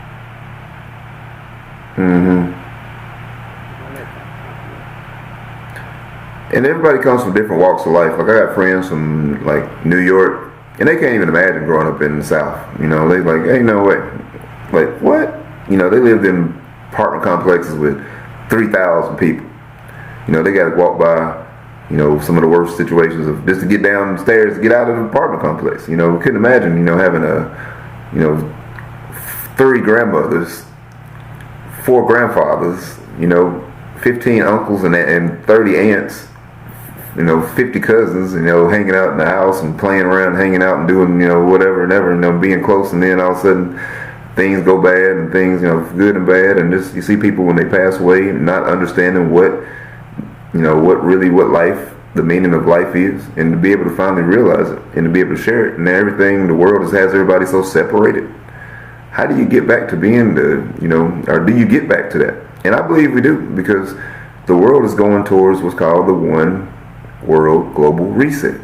And people don't know what that is, especially Americans don't have a clue. So at the time when we need to be working together the most, we're separated the most. So shows like this have to be shared. People don't know about Smart Dummies Podcast. They don't know about the Because I Care About You podcast. They have no clue that they are on TikTok and all these other platforms every single day arguing about things that have already been done, things that have solutions. They have words. This English language, like I say, this English language, y'all, is not our language. And what they have done to a lot of these things, they have made words separate us. Exactly, yeah. So if it causes separation, then you know it's not good. Exactly. What good is it if it causes separation? So if it causes separation, you know it's not good. So imagine I go on these pages. I don't do it anymore because it's just like a headache. But I would, from time to time, I would go and I would just listen to, maybe as long as I could listen to whatever the people were talking about. But I would stay on these shows maybe like 2-3 minutes. Sometimes if I think they may be going to a great direction, I may stay 5-10 minutes. Some of them 30 seconds. But what happens is they have these topics, and the topics that they have, they are arguing back and forth, and even what you see on here when they call them the battles, when they battling on here, and they one person's trying to get people to send them gifts and all this stuff. It's all about some separation, y'all. It ain't nothing about being together at all on none of this stuff. So when I hear these pages and I hear them talking about it, I'm like, wow, what if there was a word similar to the word y'all are arguing about that would eliminate y'all arguing? If you knew it and you knew what it meant, would you even listen to it? Or could you even stop arguing about it? Or are you so far programmed that you wouldn't know what it meant?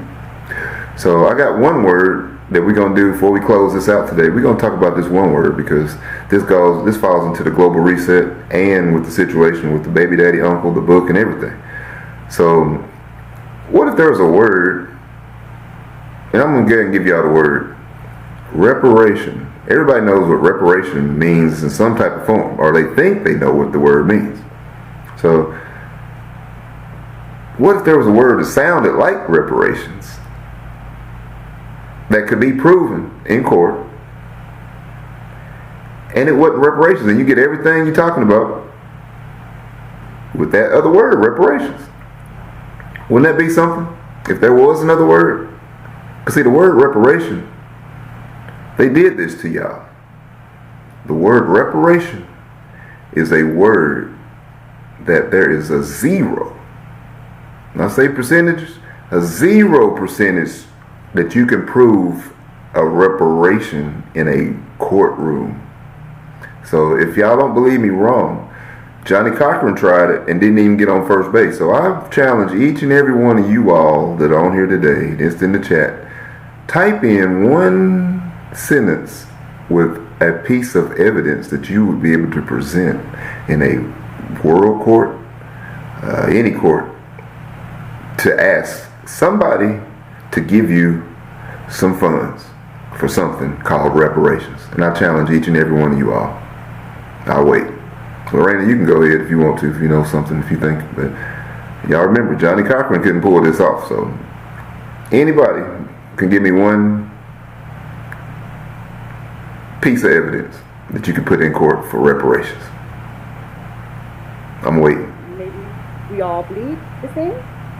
You gonna take that into court. And remember, you got to present this in court to win. And who are the people who's paying the reparations to? That's another question. They arguing about this, and nobody ever talking about who's supposed to be paying the reparations.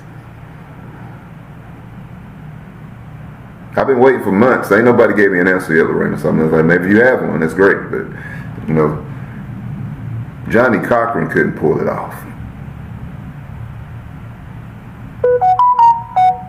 So I don't see anybody in the chat.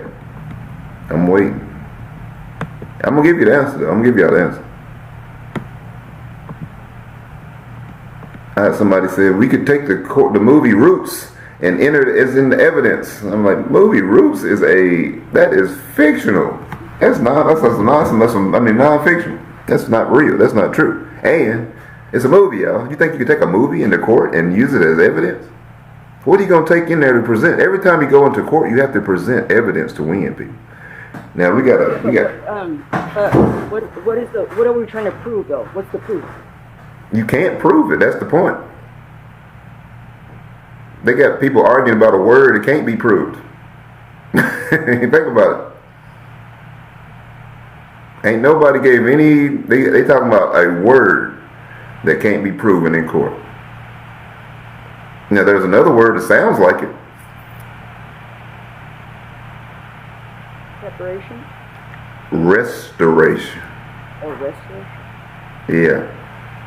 Now, restoration is restoring. So, would you want to, if you had a leak in your radiator, would you put a Band-Aid on it? No, you wouldn't. You get your radiator repaired. Because it got a leak and it's going to overheat and blow the car up if you don't get it fixed. And reparations are Band-Aids. They try to put Band-Aids on all the stuff that happened to the people. Even if you had all the Band-Aids in the world, you ain't gonna fix it. That's repairing. Reparation. Y'all get it? Y'all want to be repaired? Or would you rather be restored? Restored. Yeah. There you go. So let me tell you a little story about a little trial that happened, and this is how we're gonna translate and transfer this into something that people don't get. And exactly the most important thing other than your health in this world is what's about to happen, y'all. Exactly the most important thing other than your health in this world is what's about to happen, y'all. Connecting, y'all. When I start talking like this. We didn't get to hear what you just said. Yeah, I know, it cut me off. I said, when I get to talking like this, that's when I start having the pause of the the show. Okay. Yeah, so here we go. Now, the biggest trick in American history, or any history, world history, whatever, y'all about to be Okay. Yeah, so here we go. Now, the biggest trick in American history, or any history, world history, whatever, y'all about to be Okay, now we can. Okay. Yeah, this it's basically once I start doing this, they're gonna make sure that start playing with the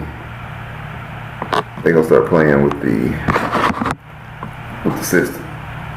So if that's what they want to do, they're gonna start playing with the system. So if that's what they want to do. Hey y'all.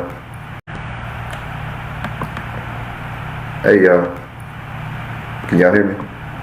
Can y'all? Okay.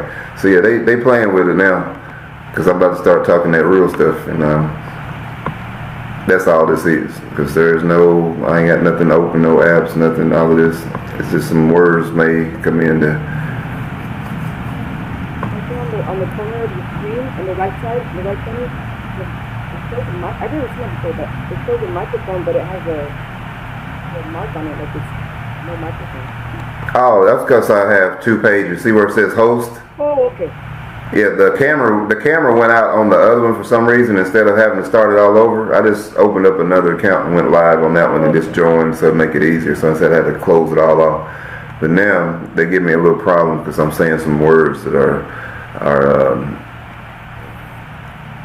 messing with the algorithm. So what I'm gonna do, y'all, we'll talk in code and make it funny. We'll make it funny. So imagine, this is what I was doing anyway to get around it. So imagine this, y'all. Imagine y'all took a trip. Each and every one of y'all took a trip. And y'all were in the Netherlands, right? So y'all go to the Netherlands and y'all rented a car. And when you rented this car, you got a speeding or you got a traffic violation. So instead of just paying the ticket and all of this over there, it was mandatory. You had to go to court. So in this courtroom, you go to this court, and one day they're having this big trial. The day that you happen to go to your little speeding ticket, they having a trial in there. Now this is the Hague, Netherlands, y'all, in the World Court. This year is 2000, and it is July the 24th. And y'all just happen to be there. Okay, now this is something that everything that I'm talking about right here, y'all, is called ratified global law. Now here's what the American people don't understand about global law. Guess what? Are y'all in the globe? Yes, y'all are in the globe. Guess what applies to all the people in America when they have something called global law? Everything that has to do with it. You are included. So just like this will give you the easier way to look at it. You in America and you take a trip overseas. You went overseas, right? Right, you over there, you went internationally, you went overseas to the other side of the globe. Imagine, those people over there, they come to America. We the international people to them, right? So they came over here. They're part of the globe too. So guess what? If they have a case, for those that don't know, if they have a world case in the world court, and everybody in America is listed, and you may not know about it, but guess what? You are included. So guess what, y'all? So y'all over there in this case, and y'all see, I'm going to go through the trial so y'all can actually see what a solution is, okay, and how a solution can happen. So basically, you in there, you're like, man, must be some big trial going on. All these people in here.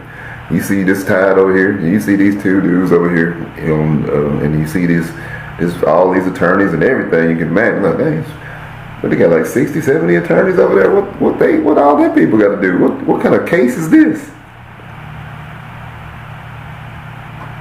Here we go.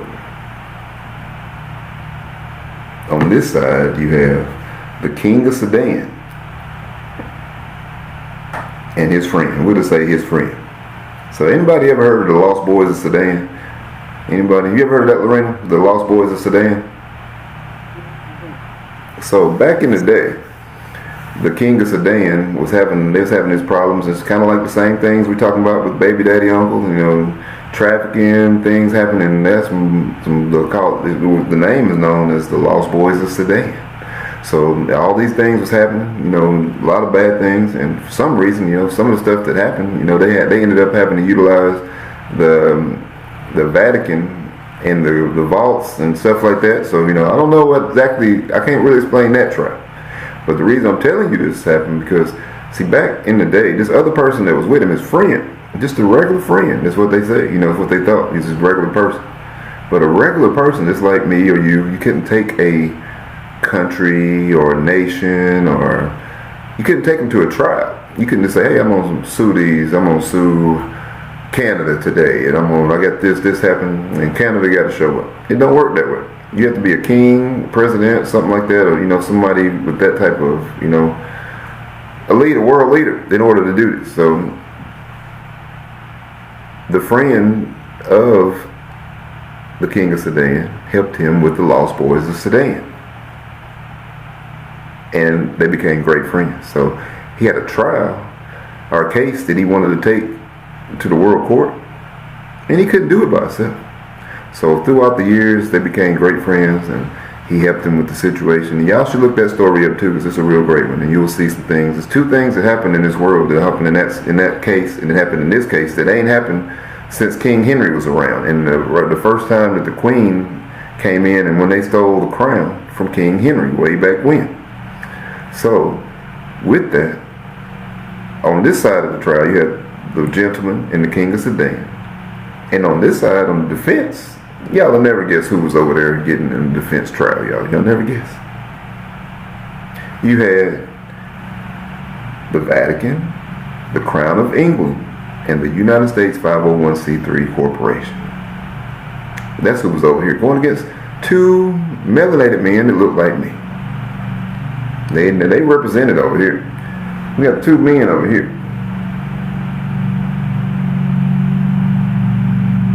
Now, let's get to the meaning and why they was here. In this trial, we don't have to go through everything that happened in this trial.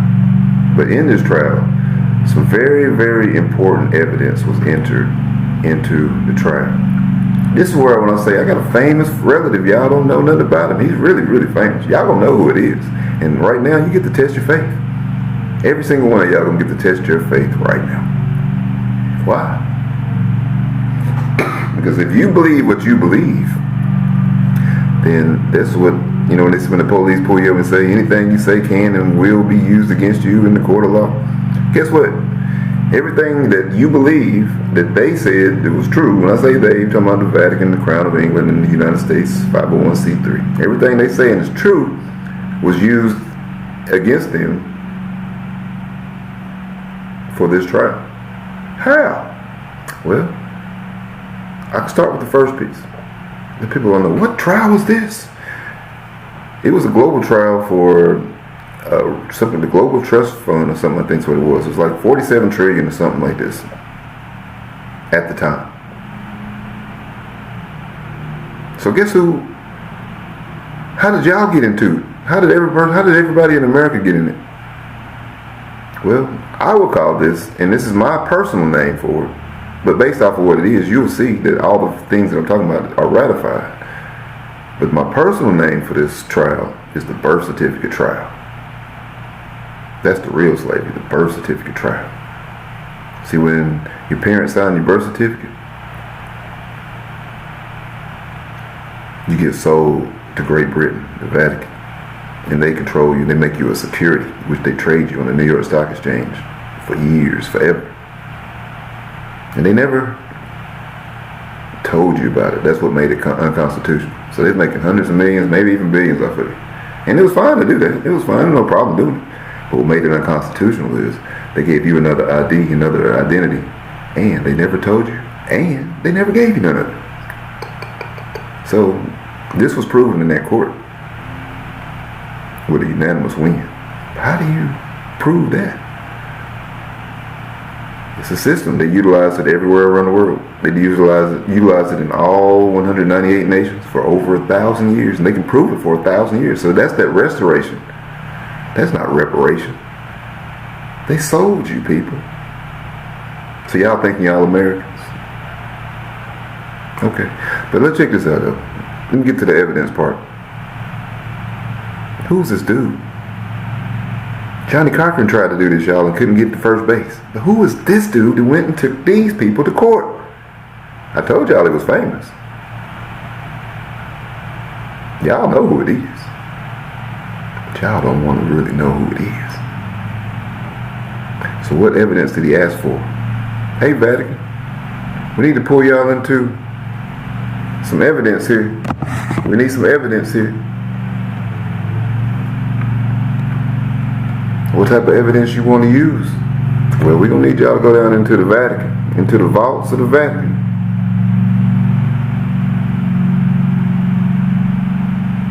Way, way deep into the vaults of the Vatican. And we're going to need y'all to pull out the nails from the crucifixion, please. It's not Tupac, I promise you, it's not Tupac. Way more famous than Tupac. I'm talking about your granny's granny know who this is. So what we gonna do with the nails from the crucifixion? Well, what we want to do here today is what we have done and already done it, and we have entered this into the court as evidence, y'all. And we're gonna go with the DNA and the RNA against the King of Sudan's friend over there to prove who he say he really is. So let's just say for entertainment purposes, Maury Povich was in the trial that day. He just happened to be sitting up in there and they said, we're going to need somebody to read the results. Maury said, oh man, I have expertise in that. Let me read the results. So when the results came in, the results read this. When it comes to the one y'all call Jesus Christ himself, the Son of Man, and the blood tested against the DNA from the nails of the crucifixion, from the Vatican vault. The results for DNA read as follows. When it comes to Jesus Christ, there's a 99.9% match to this gentleman here. Meaning, with a 99% percentage means this, y'all. That was either him, the one y'all call Jesus, that was his brother, or that was the father of who they crucified on the cross. Now, this is all according to y'all's information, what y'all believe in every day, why y'all go to church and all these things. And we do this in the world court at The Hague, Netherlands, with the United States, the Vatican, and the Crown of England. When did this happen? It was the year 2000. Now, that's just one piece. That's just DNA. RNA. Now, when they did the RNA test, for those who don't know what RNA is, y'all don't know what RNA is? It's the same as DNA, but just a little bit more detail. They base a lot of things in this world on it. So Maury says, when it comes to Jesus Christ, Son of Man, the one that died for all of our sins and all these things y'all have heard, the RNA test is a 100% match. Now you got to ask yourself now,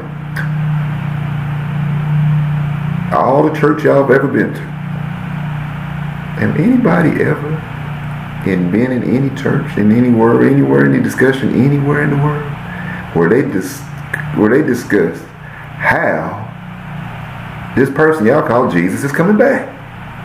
Anybody? Imagine this. This person went to court for all of mankind. Everybody with a birth certificate. Everybody with a national insurance number. See, that's what, for those of people in the United States, this is a national insurance number is the equivalent of a birth certificate. So that's what they utilize, the same program for over 1,000 years on all the people. So imagine somebody y'all didn't even know, or y'all say y'all don't know, went into court and won for every single person with a birth certificate. What did he win? He won restitution. Your restitution, y'all. Your restoration. Not your reparations. But y'all want to keep arguing about that? Keep on arguing. It ain't going to be two. What did you win in the trial? See what happened? See, the unanimous decision came down after that. Ain't really too much more to talk about after they done lost in the DNA and the RNA. So 14-1, unanimous decision, 2000, y'all, and that was on July 24th, 2000.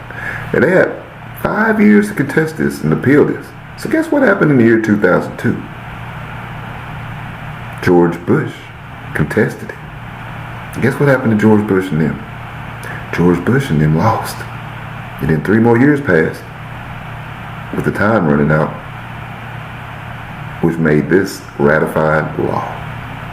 Ratified law. Y'all know what ratified means? That means through treaty work,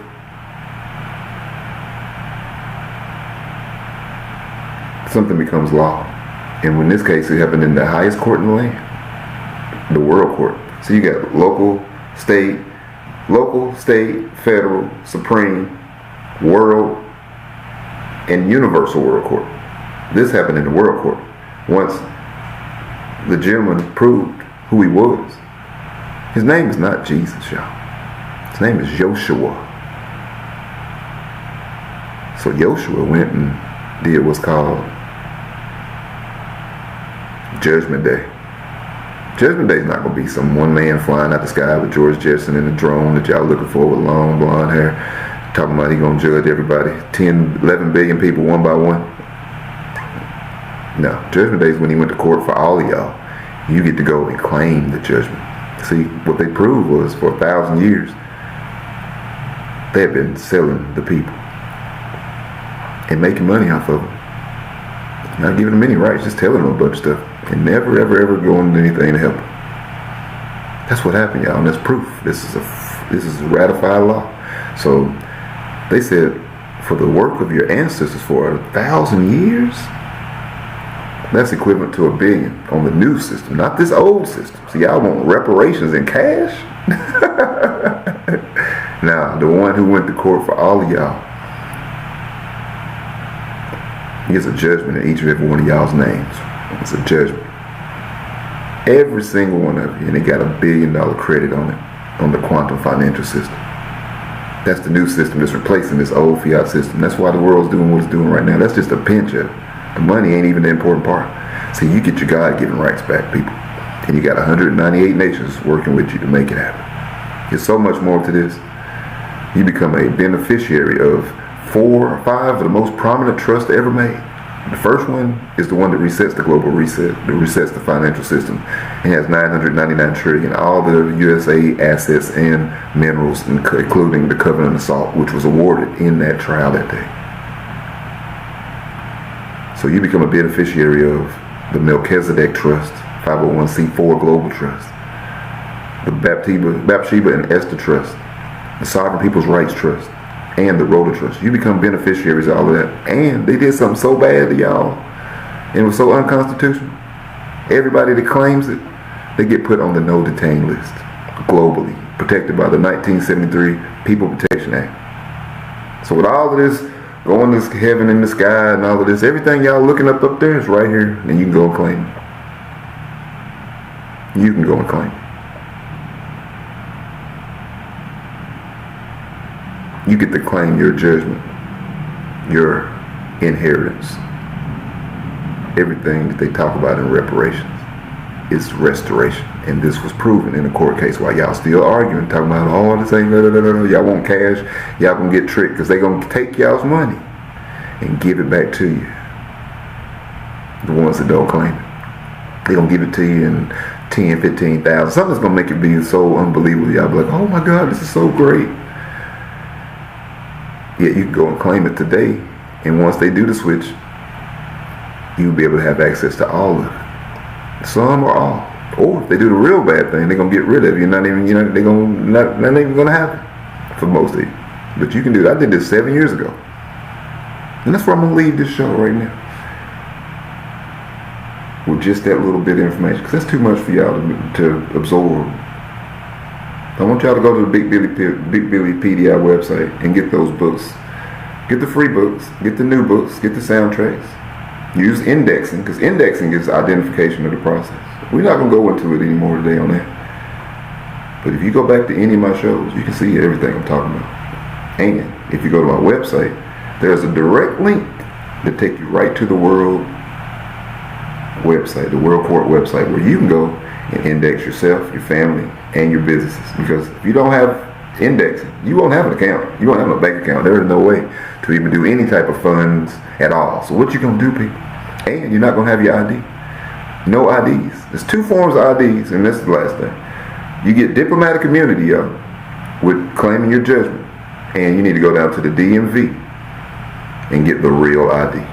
Those 2 forms of ID, you can go anywhere in this world and do as you need. That's it. So with that, we're going to shut this down, y'all. We're going to go over here one time. Y'all know we're going to bump on out. We're going to take y'all on the real. We're going to let y'all ride out with what? What we riding out with today, y'all? Y'all can't deny it, I'm the best rider. Y'all know y'all can't mess with Bill.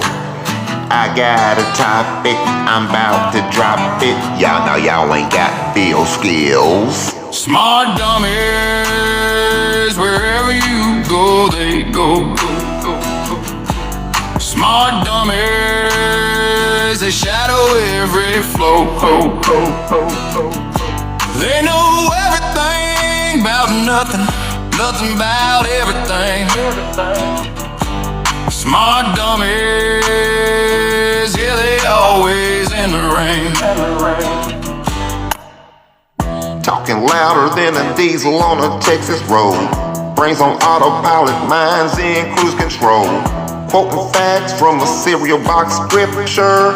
Flexing knowledge, but it's always out of picture. Ain't seen a book, but they swear they wrote a few. Einstein in the mirror, Forrest Gump in the crew. Got opinions, boy, they shout them like preachers. Wi-Fi wisdom, they Google the teachers. Smart dummies, wherever you go, they Wherever go. you go, they go. Smart dummies, they shadow every flow. They know everything about nothing, nothing about They know everything. nothing about everything. Smart dummies, yeah, they always in the rain.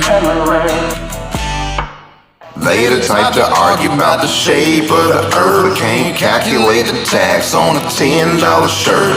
Swear they hold the keys to the universe's vault, but can't find the answers to their own damn faults. Seen them in the church, seen them in the club. Smart dummies multiplying, ain't no way to scrub. Smart dummies in the whip, front seat philosophy. Radio off, they hum conspiracy. They build castles out of sand, call it Destiny, but it all washes out with the tide of reality. smart dummies, wherever you go, they go. Wherever you go, they go. Smart dummies, they shadow every flow.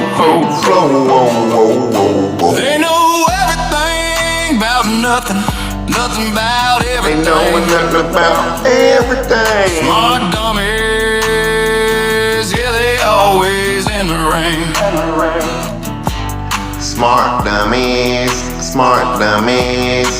Wherever I go, they go. Smart dummies, smart dummies. Wherever I go, they go. I see them in the club, I see them in the church. Smart dummies out there hating, they ain't putting in work. I seen them in the church, I seen them at the club. Smart dummies multiplying, they ain't showing no love. Now they be saying I be hating, they be saying I'm lying. It don't bother me, cause I hear that all the time. But the one thing I see, y'all don't carry no facts. That means that y'all don't know the truth. What's up with that? Smart dummies, wherever you go, they go. Wherever you go, they go. Smart dummies, they shadow every flow. They know everything about nothing, nothing about They everything. knowing nothing about everything. Smart dummies, yeah, they always in the rain. They the type to argue about the shape of the earth, but can't calculate the tax on the $10 shirt.